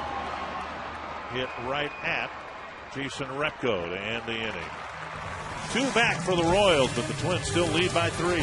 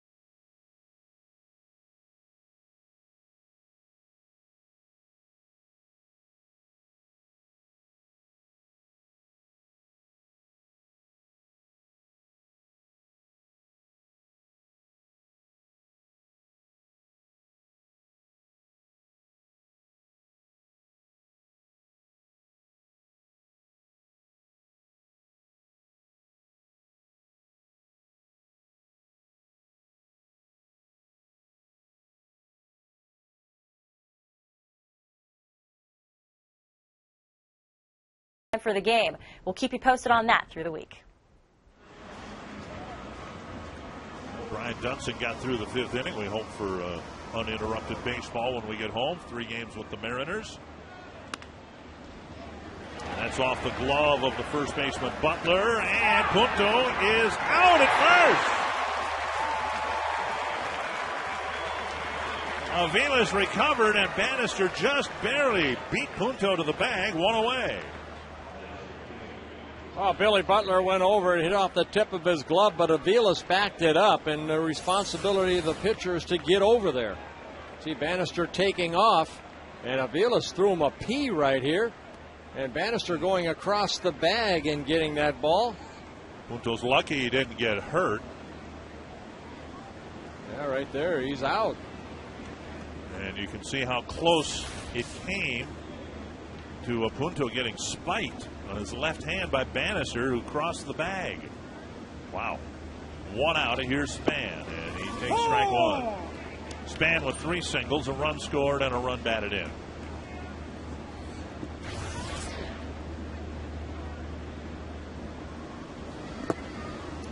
One and one. Mentioned Bannister had it going for a while earlier this year. Punto thankfully no worse for the wear. And you mentioned his win over the Washington Nationals. He outpitched Steven Strasburg in that game. Royals won it 1-0. Strasburg had to be scratched from his start last night with some shoulder inflammation. Yeah, Steve McCaddy, the pitching coach, asked Steve Strasburg how he was, and he said he just felt stiff. And he said, but I think I can get loose. And he said, no. And they ended up putting Batista in there, and Batista pitched very well for 5 innings. Now, how'd you like to gear up to face Strasburg? And you end up facing Miguel Batista. Nice job against the Braves. Span drives it to center and nearly over the head of Ankiel. He came rushing in to make the play, and it nearly sailed over his head. 2 down. Well, Ankiel came in sharply, but the ball hit a little bit further, so he has to leap right there to get the second out. Time for the Quest high-speed pitch, brought to you by Quest High-Speed Internet. Yeah, Dunsing at 94, Bannister at 93.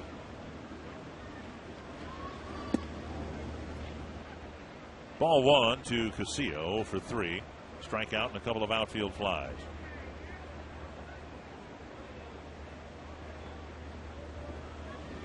And with the 0 for 3, Casilla's average back below the 300 mark at 298.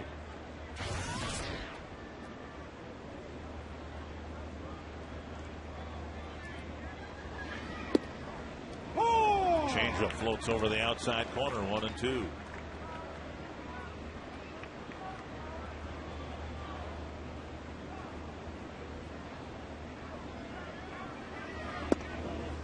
Two and two. Ron Gardenhire very complimentary about Casilla and how he has matured.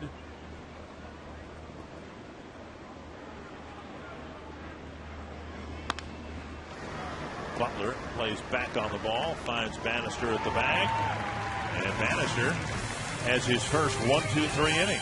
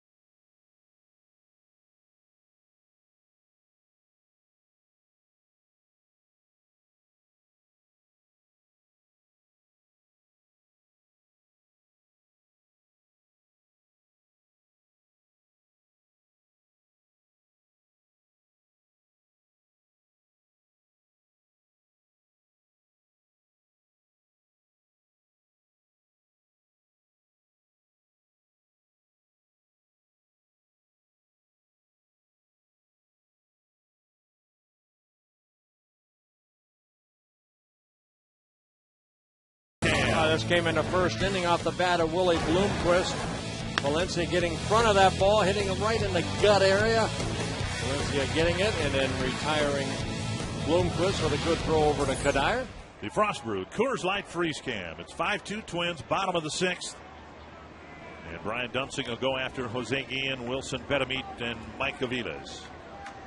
Yeah, Dunsing with 470 pitches in the first 5 innings. 41 have been strikes. Had a little hiccup last inning when they gave up 5 hits. That double play that Pena hit into was huge last inning. Royals put 2 on the board.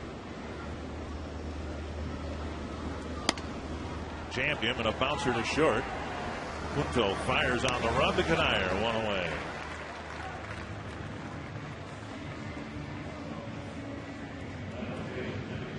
One gone in the 6th. Wilson Betemit at the plate, and he's had a rougher time at third base than Danny Valencia. Well, the last hit that Bannister gave up was this one right here, over the glove of Betemit at third base. So we showed you Valencia taking it in the chest, and Betemit trying to backhand that hop right there. That was a hit all the way. That was Denard Span's hit, and it got me a point, couple of points in the pick to stay. It is a hit because the official score called it a hit.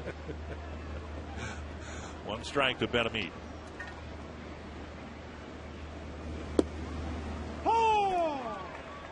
Two strikes to Betemit. The Royals have 7 hits. They've all been singles. Twins have a couple of home runs and a double. 1-2. White Sox will play the Mariners tonight, and then they play them again tomorrow. The standings a little askew because the Twins have actually played 2 games more than the White Sox, and the White Sox will play one of those games tomorrow when the Twins have the off day.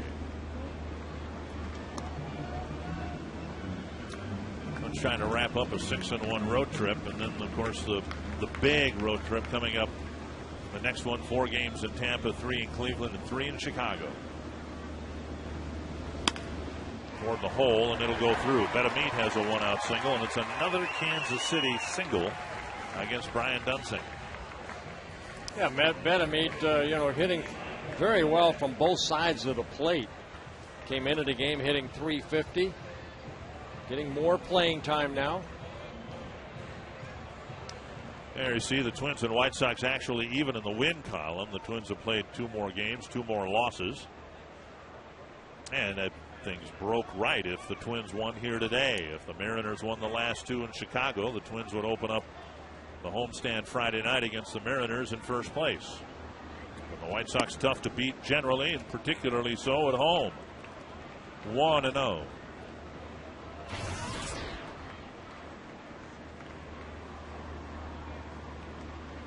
Aviles with a pair of singles and a run scored. Dunsing's gotten a couple of ground ball double plays. Would love to get another one here in the 6th. Casilla will get the sure out with Betemit going to second. Yeah, too softly hit right there to try to turn a double play, in the way that Casilla had to charge that ball. Really no chance to spin and throw a ball to Nick Punto. So Casilla doing the right thing and getting the out. Betemit moving over to second. And Keel with a sharp single to center his last time up. Dunsing got him out with breaking balls in the 2nd, then tried to sneak a couple fastballs past him in the 5th, and Ankiel was all over the 2nd one. I think Ankiel has that swing. Anything inner half of the plate, he can drive hard. Work the outer half of the plate. There's strike 1. They get ahead of him with the fastball, and we'll see how they go after him here with 2 gone in the inning. Ankiel with 4 home runs, 2 of them coming against the Twins earlier this year. He had 2 against Scott Baker. Breaking ball fouled away. 2 strikes. Well, this will probably be Dunsing last inning. Jesse Crane starting to loosen up. Saw Nick Blackburn last inning. With the off day tomorrow, all hands on deck out of the Twins bullpen. Everybody has been will get tomorrow off, and just about everybody pretty well rested on this road trip. 2 strikes to Ankiel. And very high. 1-2.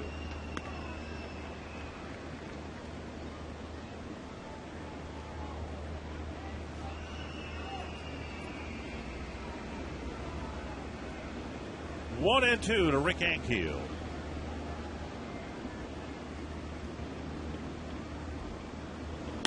To center, hit right at Denard Span. If he's done, Brian Dunsing's put on a good show for everybody in Twins territory and his mom, Sherry.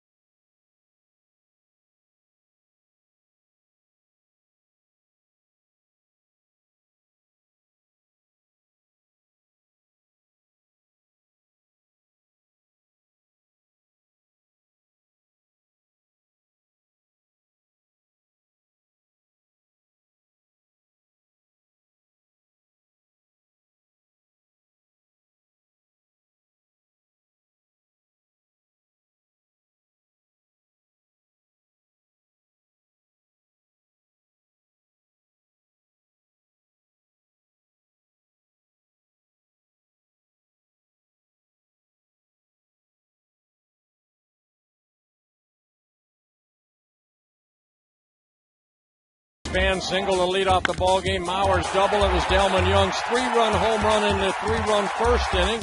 Next inning, Jason Repko hitting his second home run on this road trip, the second as a Twin. And then a questionable RBI single right here off the bat of Denard Span. Come on. That scored the 5th run for the Twins in the 4th inning. Anthony LaPanta, he keeps score. He's the one that does the points. He knows that his lead in the pick the stick is pretty thin right now. Here's Mauer. Oh! He's the judge, too, I believe. So, is it any wonder he's leading? Dunsing getting congratulated by pitcher coach Rick Anderson. And good job by Brian Dunsing right there. 83 pitches, 50 for strikes, 6 very good innings. A good quality start. Slow breaking ball, and Bannister, who's done a much better job here through the middle innings, gets ahead of Mauer 0-2. It'll be Mauer, Young, and Kubel here in the Twins' 7th.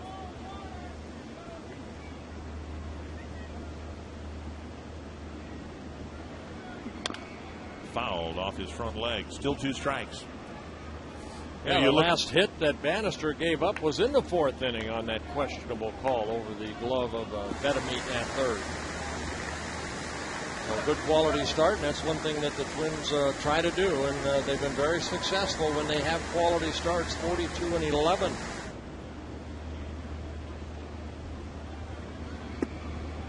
So far, the only game the Twins have lost on this road trip, a great pitchers duel when they lost to Jeremy Guthrie in Baltimore, 3-2 the final score. They're trying to make it a 6-1 road trip here with Mauer at the plate leading off the 7th, and he taps another one foul. Yeah, that was a game that Dunsing started. Guthrie pitched very well for 7 innings, gave up the Twins only 2 runs. Then their bullpen came in and did a good job.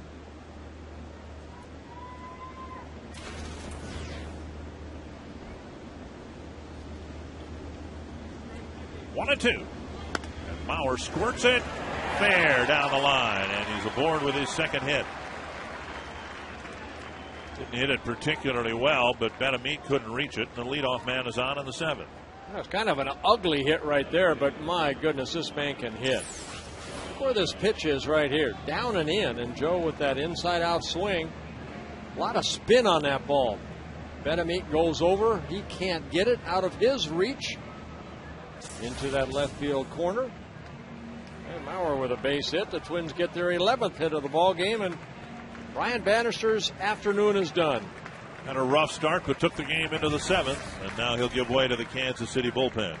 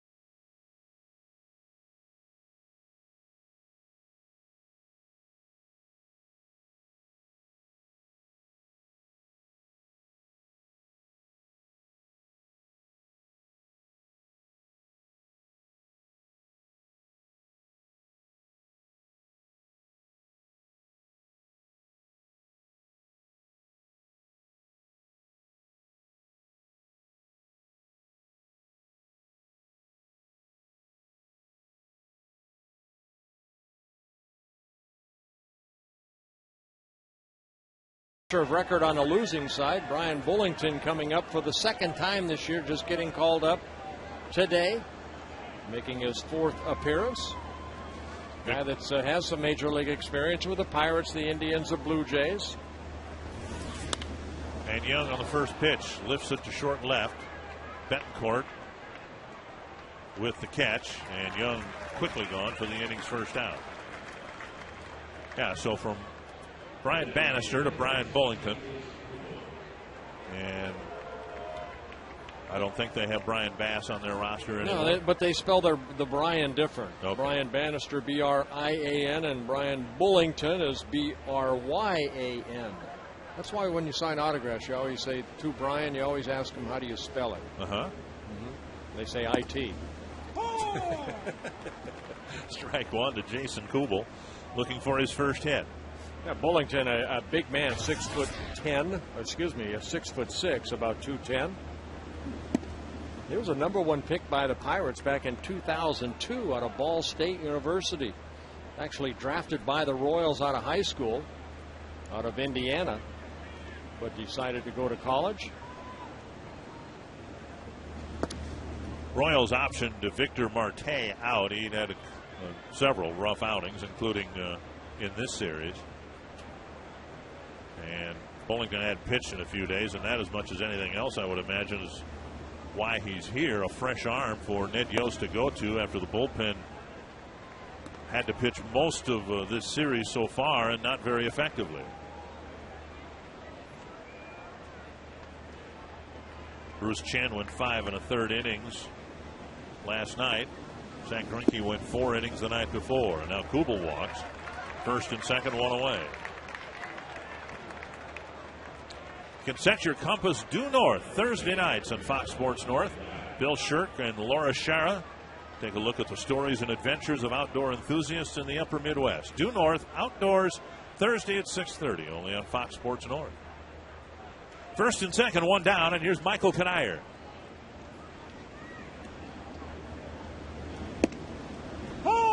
Strike on the inside corner.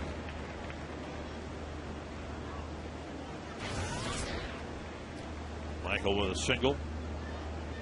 Chance to do some heavy damage here in the 7th with 2 men aboard. 2 strikes. Good little cut fastball slider down and away.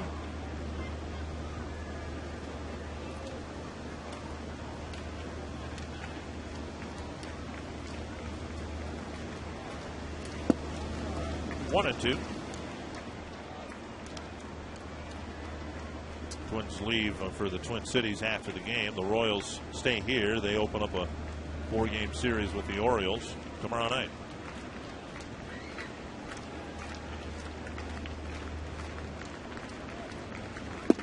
Just off the plate, close pitch, 2-2.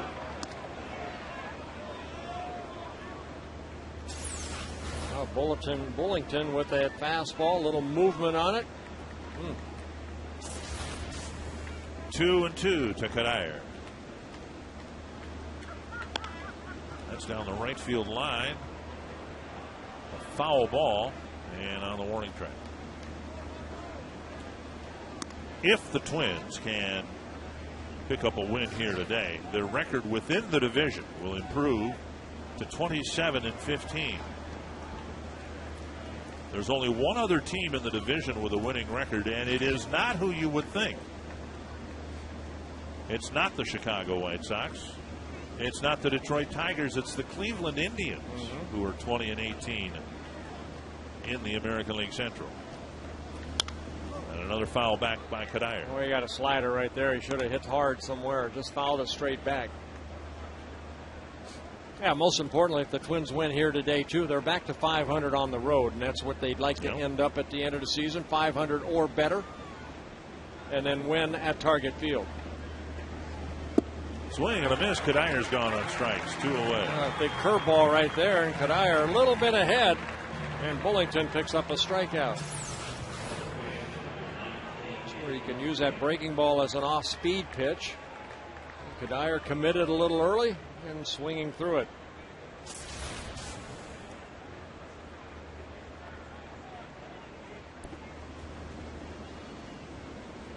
Here's Valencia looking for his first hit. Hit hard to right center field. Ankiel is over to make the catch. So Valencia hit it hard. Ankiel hauled it in, and the inning ends. The Twins still lead by 3.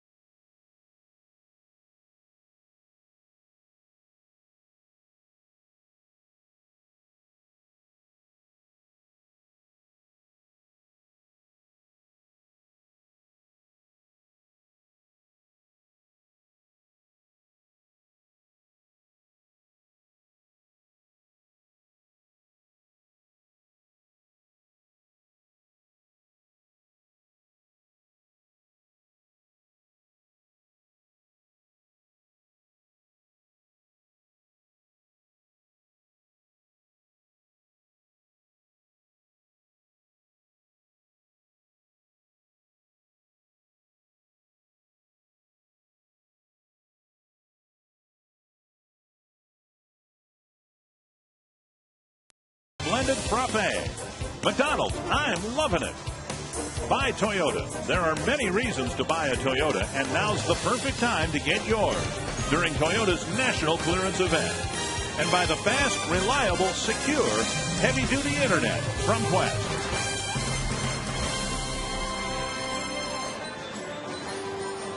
Twins got the first 5 runs. Right now it's a 5-2 game going to the home half of the 7th.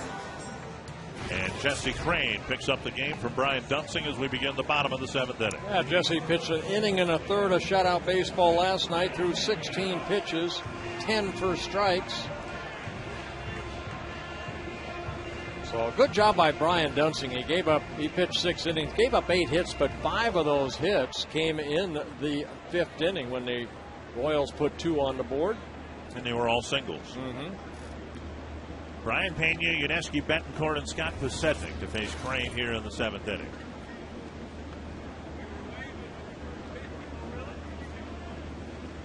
Pena with a couple of ground balls to the left side. One of them turned into a double play.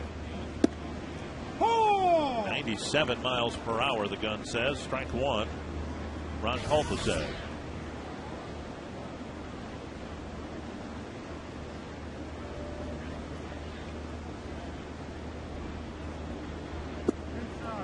One and one. A little slider right there by Jesse. I had a chance to talk to Jesse about that cutter slider, and he said it's a slider. He said sometimes it just cuts real quick, and other times it'll drop a little bit. So he said that's a big pitch that's really helped him out. Get back into the form that he has been. He's been really awesome out of that bullpen. Over his last 26 appearances, covering 26 and 2/3 innings, he's given up only 2 earned runs, an ERA of 0.67. And picking up 24 strikeouts in the 26 and 2/3 innings. 2-1 to Pena. That's down the left field line, chased by Delman Young. And he makes a great catch against the side wall. Boy, that's great concentration by Delman Young, because there's not a lot of room down that left field line. You can see him kind of moving that wrist around, maybe making contact with the wall when he did catch this ball. The ball hugging the wall, and then Delman running into the wall with his glove hand. It comes down with a very nice catch. So the first out of the books. And now Betancourt, who has reached both times obviously against Dunsing, a walk in the third and a single and a run scored in the fifth.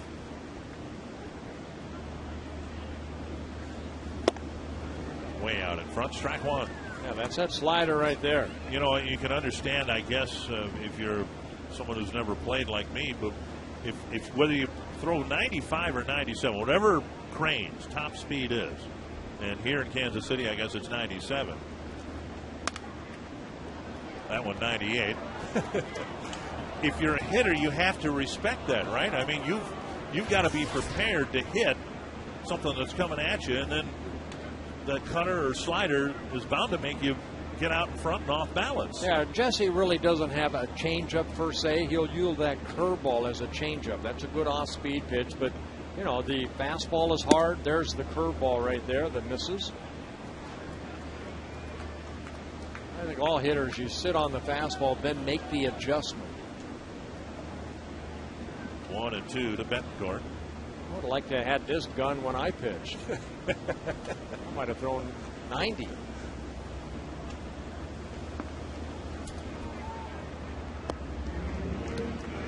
Two and two.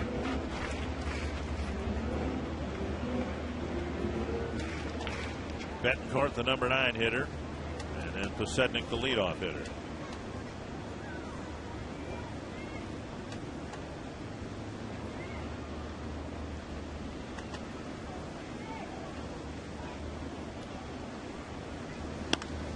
To left center field. And Span underneath it. Out number 2. And that'll bring up Posednik with the bases empty. Yeah, that ball had some hang time. That allowed Denard Span to get underneath that ball, not like that ball that Billy Butler hit that he had to really get over there quickly to make the catch. Butler hit that ball in the 4th inning. Here's Posednik. Only one other day game in the American League. Boston leading the Angels 2-0 early on. Foul by about a foot. If the Angels lose that game, they'll be at 500 with 58 games left to play. And they also might be 9.5 games out of first by the That's why I think they were trying to get Derek Lee. They need some a little more punch in their lineup. Texas has an 8.5 game lead over Oakland and the Angels. Yeah. Tap foul, 2 strikes. Oh, good for Ron Washington and that organization. Well, good for Ron Washington because of everything that happened to him before the first pitch this year, but then the organization too is in turmoil, the likes of which we haven't seen since the Montreal Expos. Teams in bankruptcy, squabble over ownership, bids.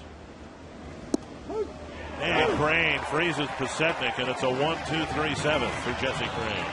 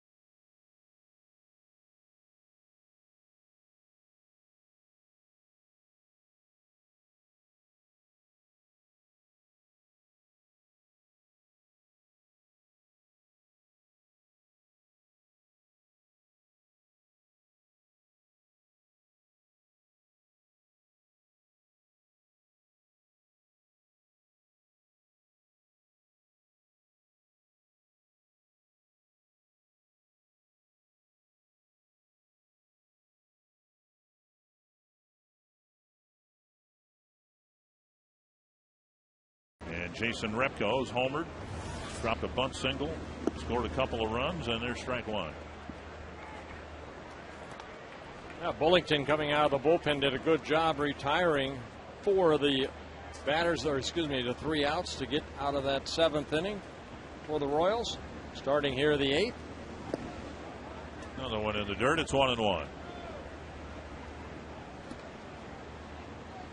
Looks like the Twins are on their way to 10 or more runs again.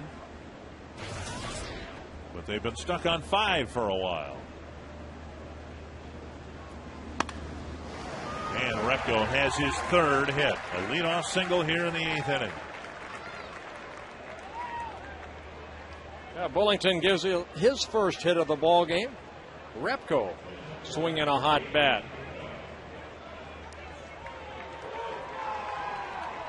And now Nick Punto.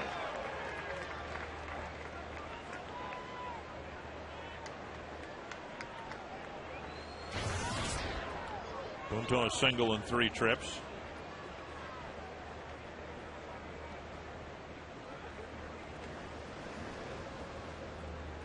Dozen hits for the Twins. Always that possibility of a bunt right here. Betamate playing in a little bit in front of third base bag. Repko takes off, and Pena sidearms his throw and gets him. First time this year that Pena has thrown out a runner.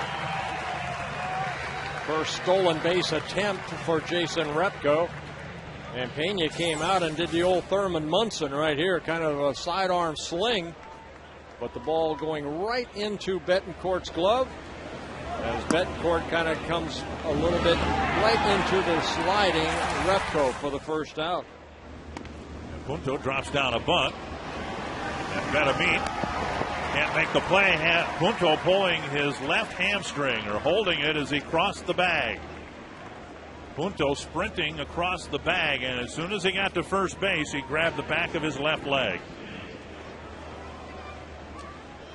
Well, Dave Prumer, the trainer, is going to run out and see, and Punto's going to try to walk it off. Again, hot, humid. A lot of, Punto plays so hard. Beautiful bunt. Yeah, perfectly placed bunt right here. Betterman has to barehand it, but no chance. And Punto right there grabbing that left hammy, trying to stretch it out right there. And he'll be coming out of the ball game. Get some ice on it.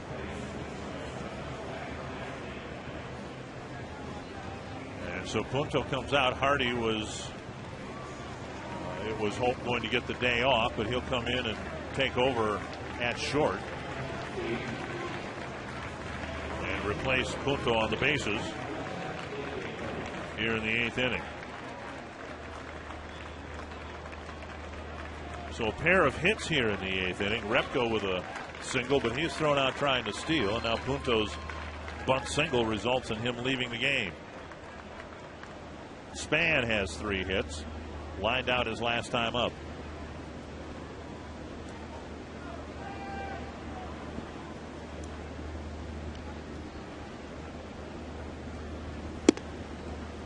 Takes up high, ball 1.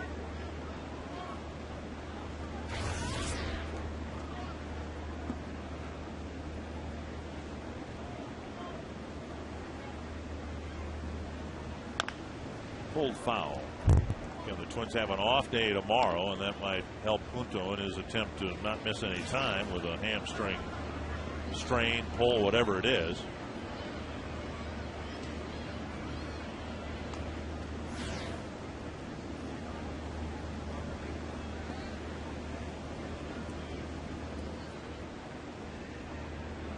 One and one to Span. Butler, that's a fair ball. Needs to be a tag made, and Betancourt will run down Hardy. So, a couple of hits in the inning, but just 3 men back. We go to the bottom of the 8th, 5-2.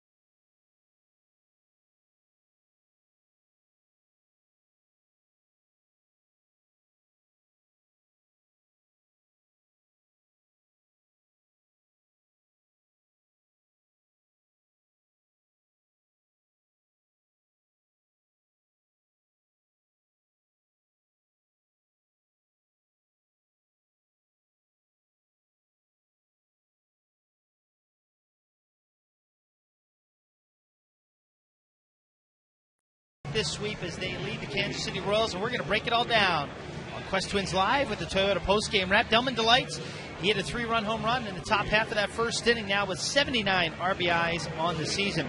Great start. Brian Dunsing with a very nice job today.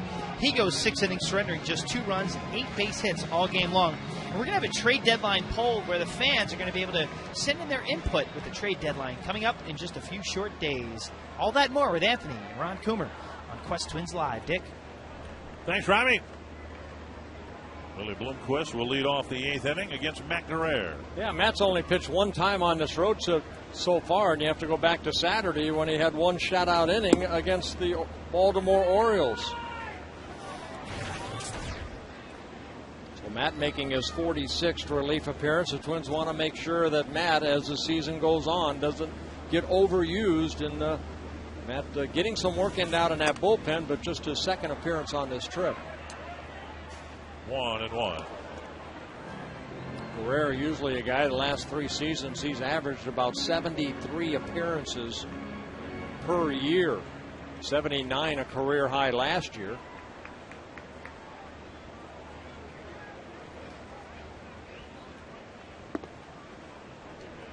Two and 1.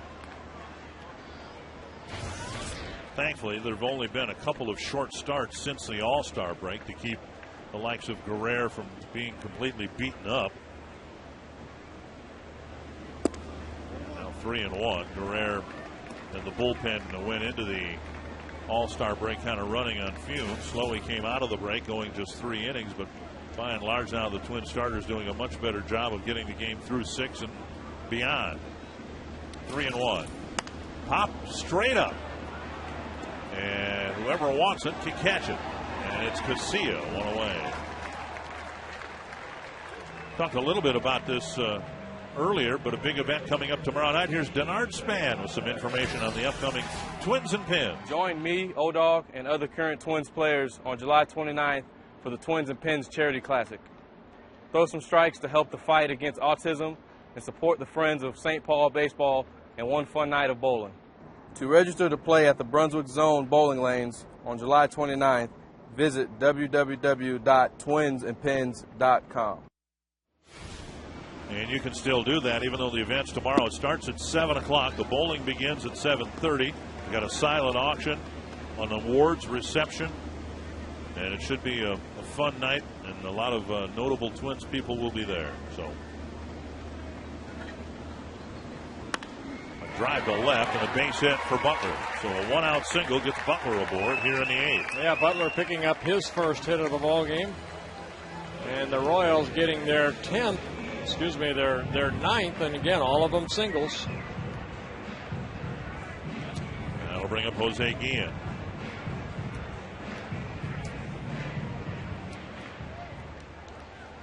Guillen with a fly to center, a strikeout, and a bouncer to short. Twins have turned a couple of double plays, and of course, J.J. Hardy is in at short now instead of Nick Punto. Ball 1. Guillen, the top RBI guy for the Royals, top home run hitter. And Guerrero will try to get him here in the 8th inning.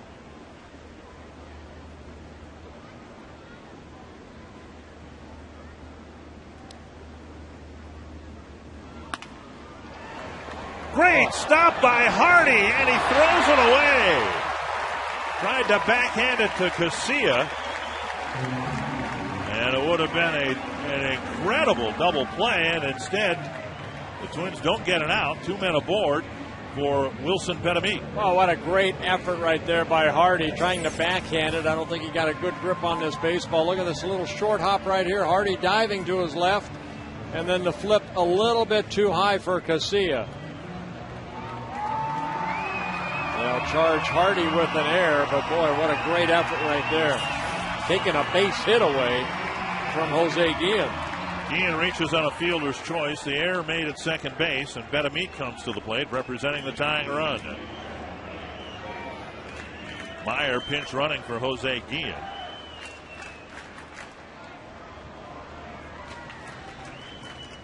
And Betemit with a single in 3 trips. Down low, ball 1. Games had kind of an uneasy feeling through the middle innings when the Twins stopped scoring and the Royals started picking up some hits and had some scoring opportunities. And the uneasiness continues here in the 8th inning. Out in front of the changeup, 1-1.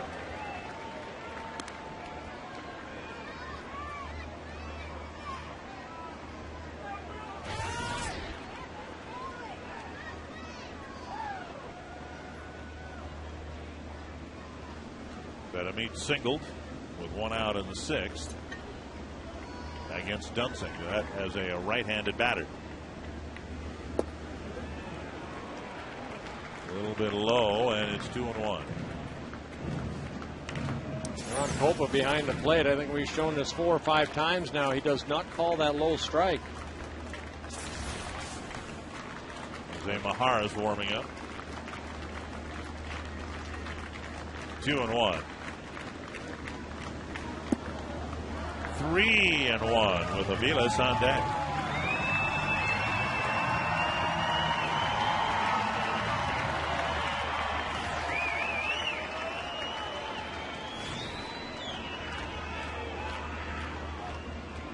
Guerrero keeping the ball down, but out of the strike zone. A dangerous pitch to a power hitter. 3-1. And he pulls a foul.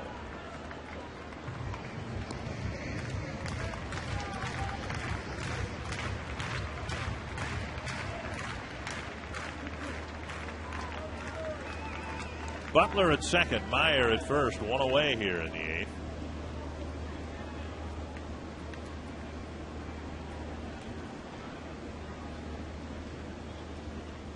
Three and 2 to Betamit. And another foul. Yeah, Matt going with a breaking ball right there, and Betamit fouling it off.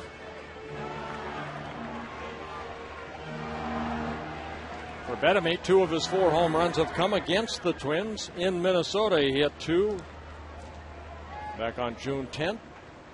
One is a right-handed hitter, one is a left-handed hitter. One against Baker, one against Dunsink. 83 at bats, 9 walks, 21 strikeouts, and Guerrero would love to fan him here. Ripped down the line, foul. And Matt pulled a string right there at 81 miles an hour. Betamit a little out front.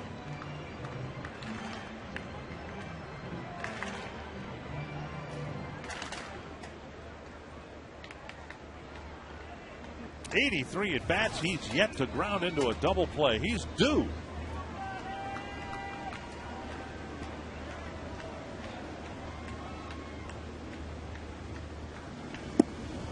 Just off the corner, and the bases are loaded. And Aviles will come up with the tying run at first. Guerrero doesn't walk many people, and a lot of those pitches, if they missed, didn't miss by much. Well, as a pitcher, you're taught to pitch down in the strike zone, but if you're not getting the calls, it's tough. Now Aviles with a pair of singles.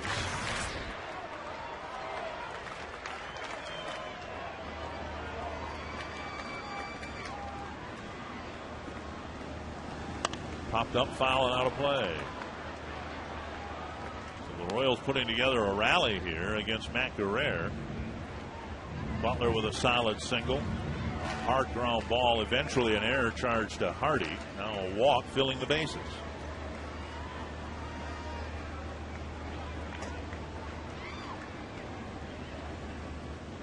One strike to Aviles. High fastball gets strike 2.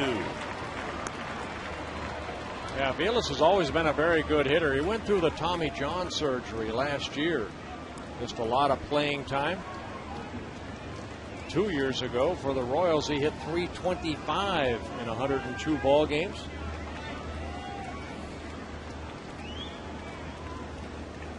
Two strikes to Aviles with only 1 out in the inning and the base is full. And Aviles fights off a tough pitch. Fastball just off the plate. Rick Ankiel's the next batter, so this in all likelihood will be Guerrero's last batter faced. Maurer wants to talk about it.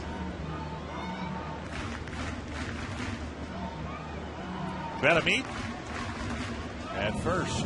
He's the tying run. You saw Butler and Meyer on the bases as well.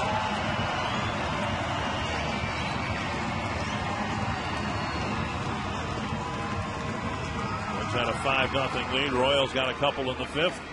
Threatening to do more damage here in the 8th. Well, I had an account right here. You want to try to make them chase a pitch or get a ground ball type pitch.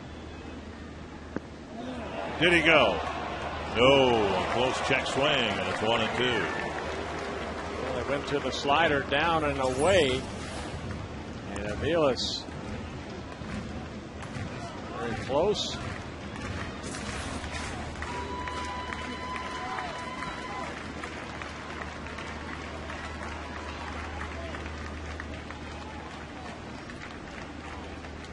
1-2. Popped up. Kadire. That's playable right there. Good. Here and in Oakland. Yep. 2 down. Well, good pitch right there by Matt Guerrero. Aviles kind of going out of his strike zone and swinging at a high pitch and popping it straight up. So a big out for the Twins. Guerrero does very well against righties or lefties. We'll take a look at the pitch that got the big second out. They chased that high fastball and popped it up to Kadire. And Keel really struggling against lefties, so that's why this pitching change has been made.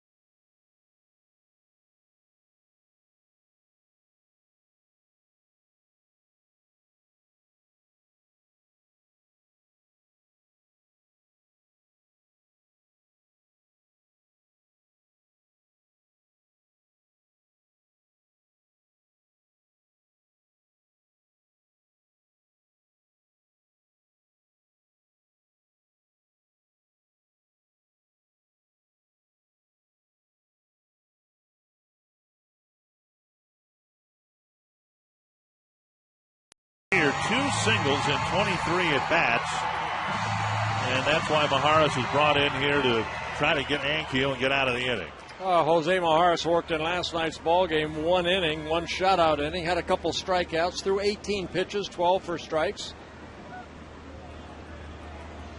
Base is full of Royals. Ankiel with a single and a couple flies to center against Dunsing. Yeah, good slider right there for strike 1 as Ankiel swings through it. Well, Maharis was coming in and warming up. Ankiel was looking at a notebook to see what Maharis has, and you can see his struggles coming into the game against lefties. 1 strike to Ankiel. And that's a base hit to center. It'll score 2. He snapped his bat and drew the Royals within 1.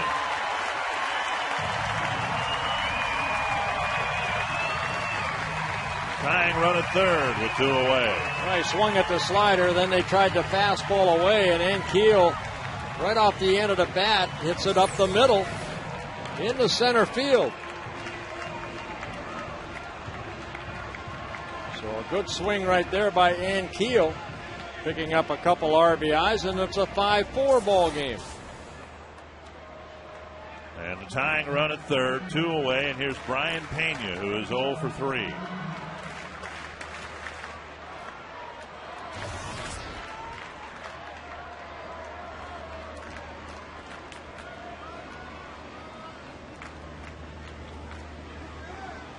And Maharis wants to talk it over with Maurer. Well, the runs charged to Guerrero, but they're unearned runs because of the Hardy error. John Roush warming up. Hopefully he'll only get the 9th. Pena is a right-handed hitter, hitting .273. Right down the middle of the strike. What bench Ned Yost has left is pretty much left-handed. You got Jason Kendall, but Alex Gordon would be the pinch hitter used if the Twins went and brought in Roush here.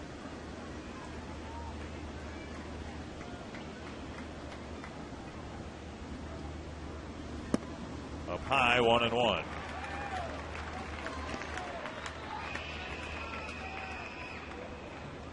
So the Royals getting 2 in the 5th and now 2 here in the 8th.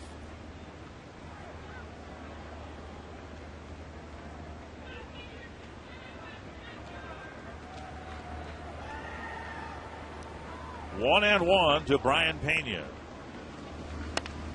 And now 1-2. And KCA is going to come in and have a word with his pitcher.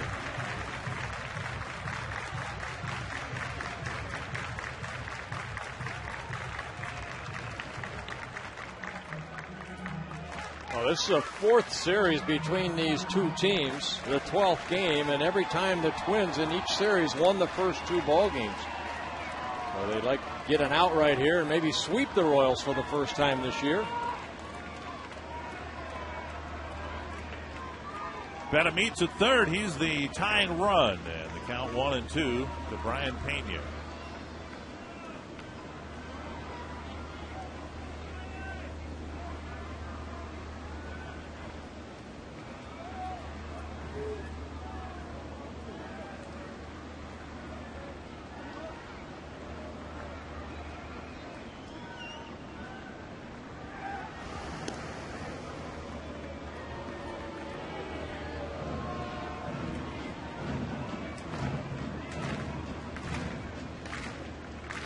Keel, the runner at first, just drove in a couple of runs with a broken bat single.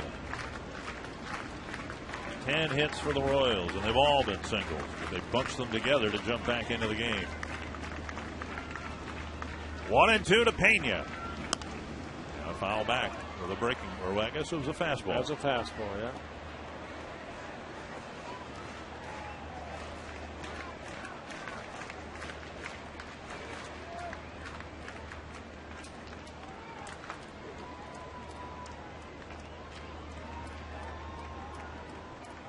Seen Maharis get a lot of strikeouts on that hard slider down and in. You have to believe if you're going to throw it just on the other side of the plate that Joe Mauer will block it.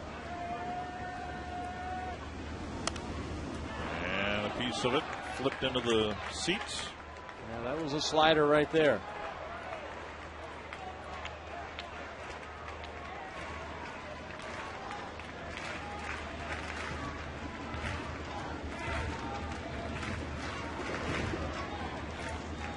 So a battle here between Pena and Maharis. And Yost hoping his team can come back and win the final game of the series. 1-2.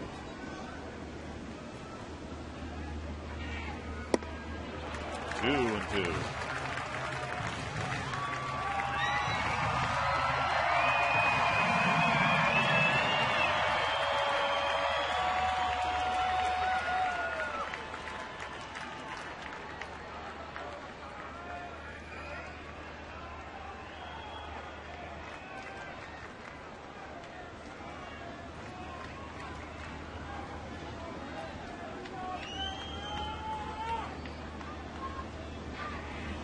To center.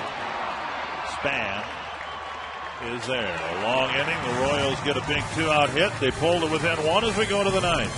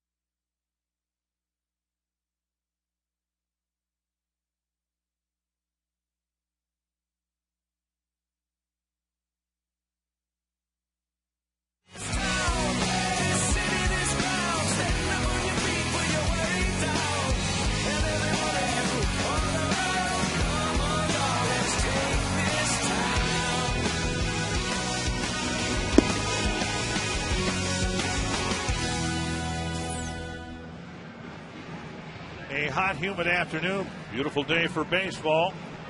Twins hope this one doesn't slip through their fingers. They had a 5-0 lead. The Royals have come back. It's 5-4. They bring their closer into the game to pitch to the Twins in the top of the ninth. Well, King Soria coming into the ball game, making his 41st relief appearance. The Royals have 28 saves, 27 by this man right here. One of the best closers in the game today. KCA, Mauer, and Young to face him here in the top of the ninth. He was Kansas City's lone all-star representative. Billy Butler made a case for going as well, but it was Soria who got the call. And as trade rumors swirl, acknowledging that out of every 10 trade rumors, one might actually be pulled off. There's talk that the Yankees are interested in acquiring Soria to use him as a setup man. I just cannot see the Kansas City Royals even thinking about trading this young man right here. He's only 25 years old, or 26, excuse me. 2-1 to KCA, looking for his first hit.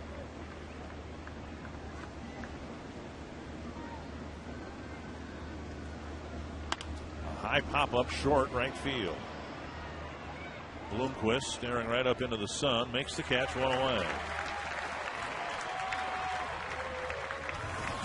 And that'll bring up Mauer.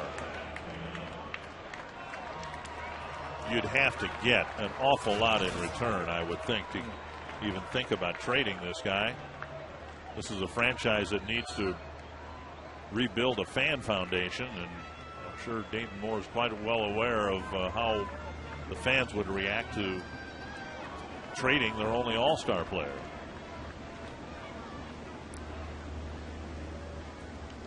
Mauer with a single and a double. Ball one.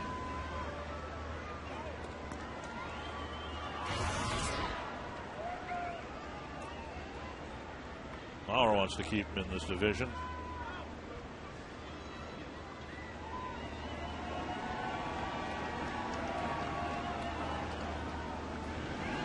Two and oh. Soria, Rule 5 pickup by the Kansas City Royals back in 2006. Of course, they haven't had the best of clubs here, but Soria 30 saves last year, a career high 42 in 2008. Rule 5 pickup from San Diego. Imagine the Padre bullpen now with Heath Bell and Soria. And good as the Padres are,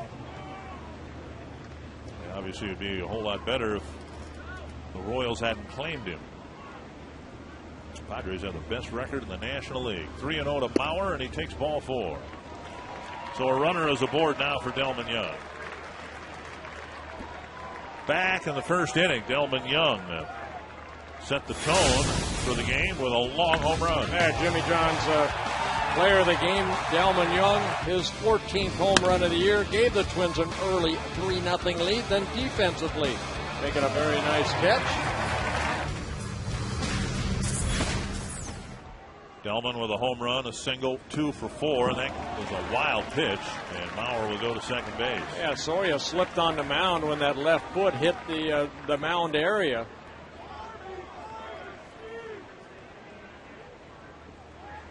So in his windup, right when he landed right here, kind of slips, and the ball gets away. Soria with his 3rd wild pitch of the year. That allows Mauer to get in scoring position. Young, who's rapidly climbed on the RBI chart, 79, has a chance to get number 80 here with a hit to the outfield. Whoa. Behind him. Soria throwing one into the left-handed batter's box, and that pitch looked like it was behind Delman. How did Pena catch that ball?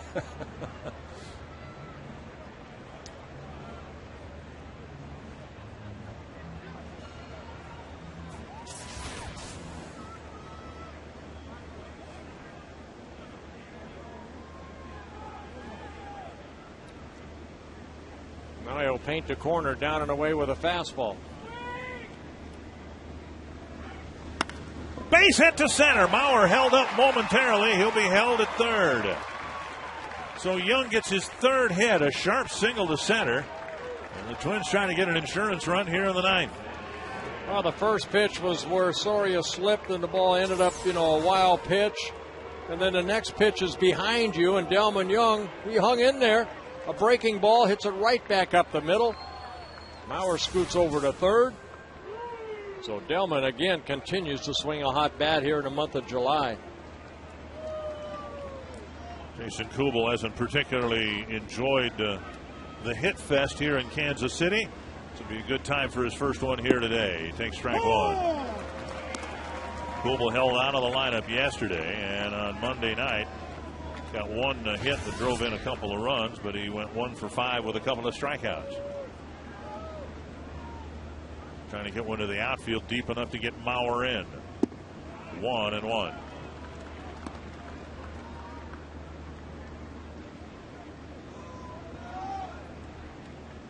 Soria, a strikeout pitcher. He's had more strikeouts than innings pitched at the major league level. That's what he needs right here. Kubel drives it to center. Ankiel's got a great arm. Maurer setting up to tag. And Maurer will come in to score. And a big insurance run for the Twins. And a big sacrifice fly by Jason Kubel. Yeah, Kubel driving in his 58th run of the year. And the wild pitch, the good hitting by Delman Young. The sacrifice fly by Kubel makes it a 6-4 Twins lead. And now Kadire.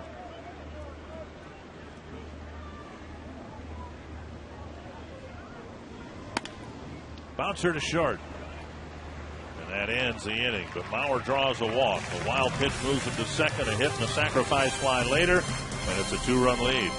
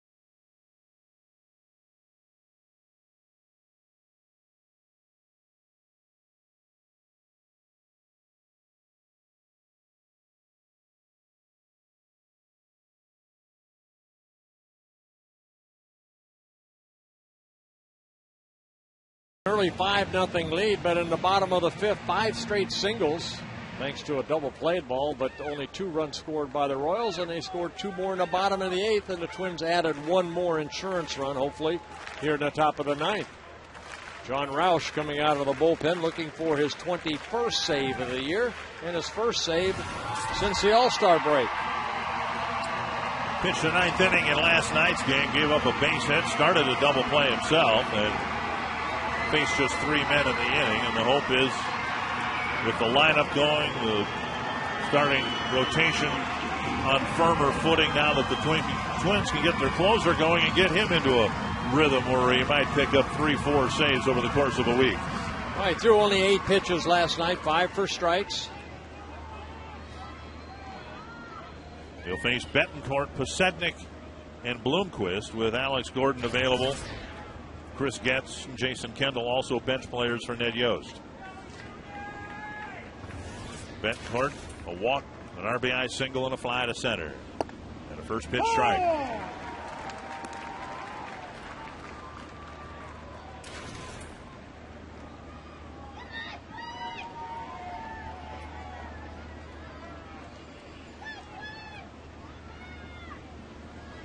curve gets a swinging strike 2. Boy, good downward break right there on that curveball.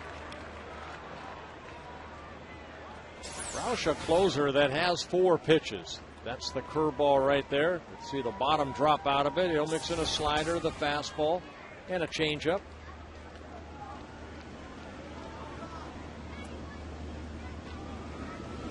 Fastball to center. And Span sprints to his left for the first out. Well, the mentality has to be a lot different, I would think, if you're a closer. You're out there with a 2-run lead rather than a 1-run lead. Now, Betancourt's got some power. 2-run lead, you can go right after him, right? Yeah, talking to Joe Nathan about that. You know, I mean, you have to go at him. You don't want to walk anybody, and Roush has done a good job of that. He'll make the hitters make contact. But that first out with a 2-run lead is so important. And now Pasednik and then Bloomquist.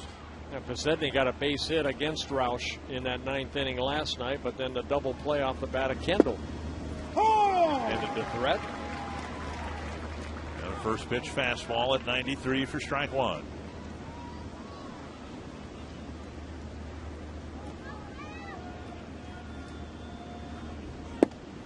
On the outside corner at 94. Pasednik was called out on strikes in the 7th inning. Jesse Crane got him on a breaking ball.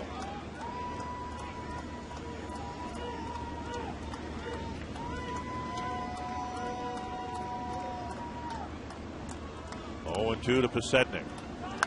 Popped up on a breaking pitch. Hardy calls for it. 2 away. Yeah, nice little slider, inner half of the plate, and Pasednik got the barrel of the bat out front and created that pop-up. So 2 quick outs here for John Roush. Runs going for a sweep here in Kansas City, trying to finish off a 6-1 road trip. Bloomquist, last hope for the Royals, hitting in front of Butler in the on-deck circle.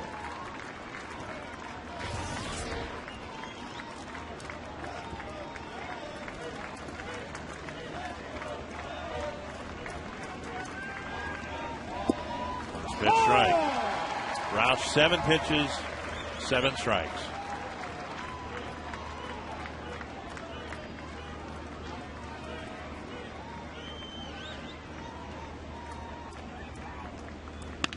And a base hit will get Butler to the plate.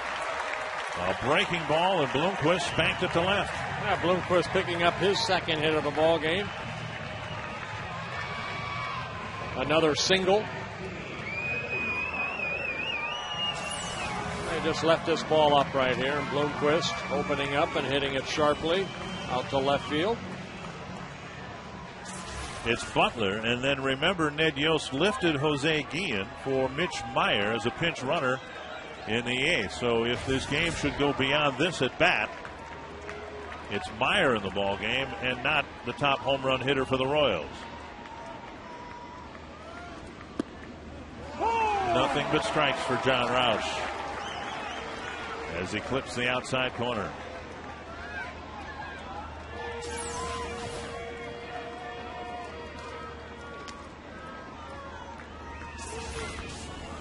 One strike to Butler. 1-1.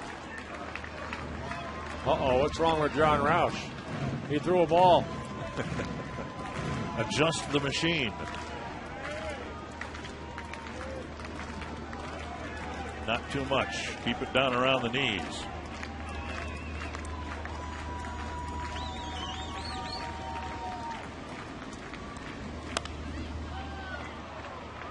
And now 1-2. The Royals are down to their last strike.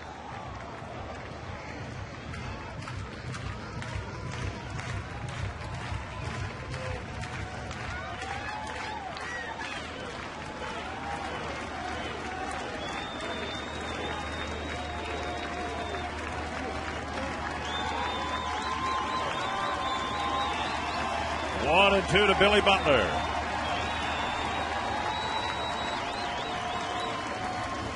And the Twins sweep the Royals. A 6-1 road trip. Good save right there by John Roush. Some early run support again here today for Brian Dunsing. He's the winner. And the Twins finally sweep the Royals. This time of year, off days are really appreciated. And Anthony, when you go 6-1 on a road trip before an off day, you'll really enjoy it.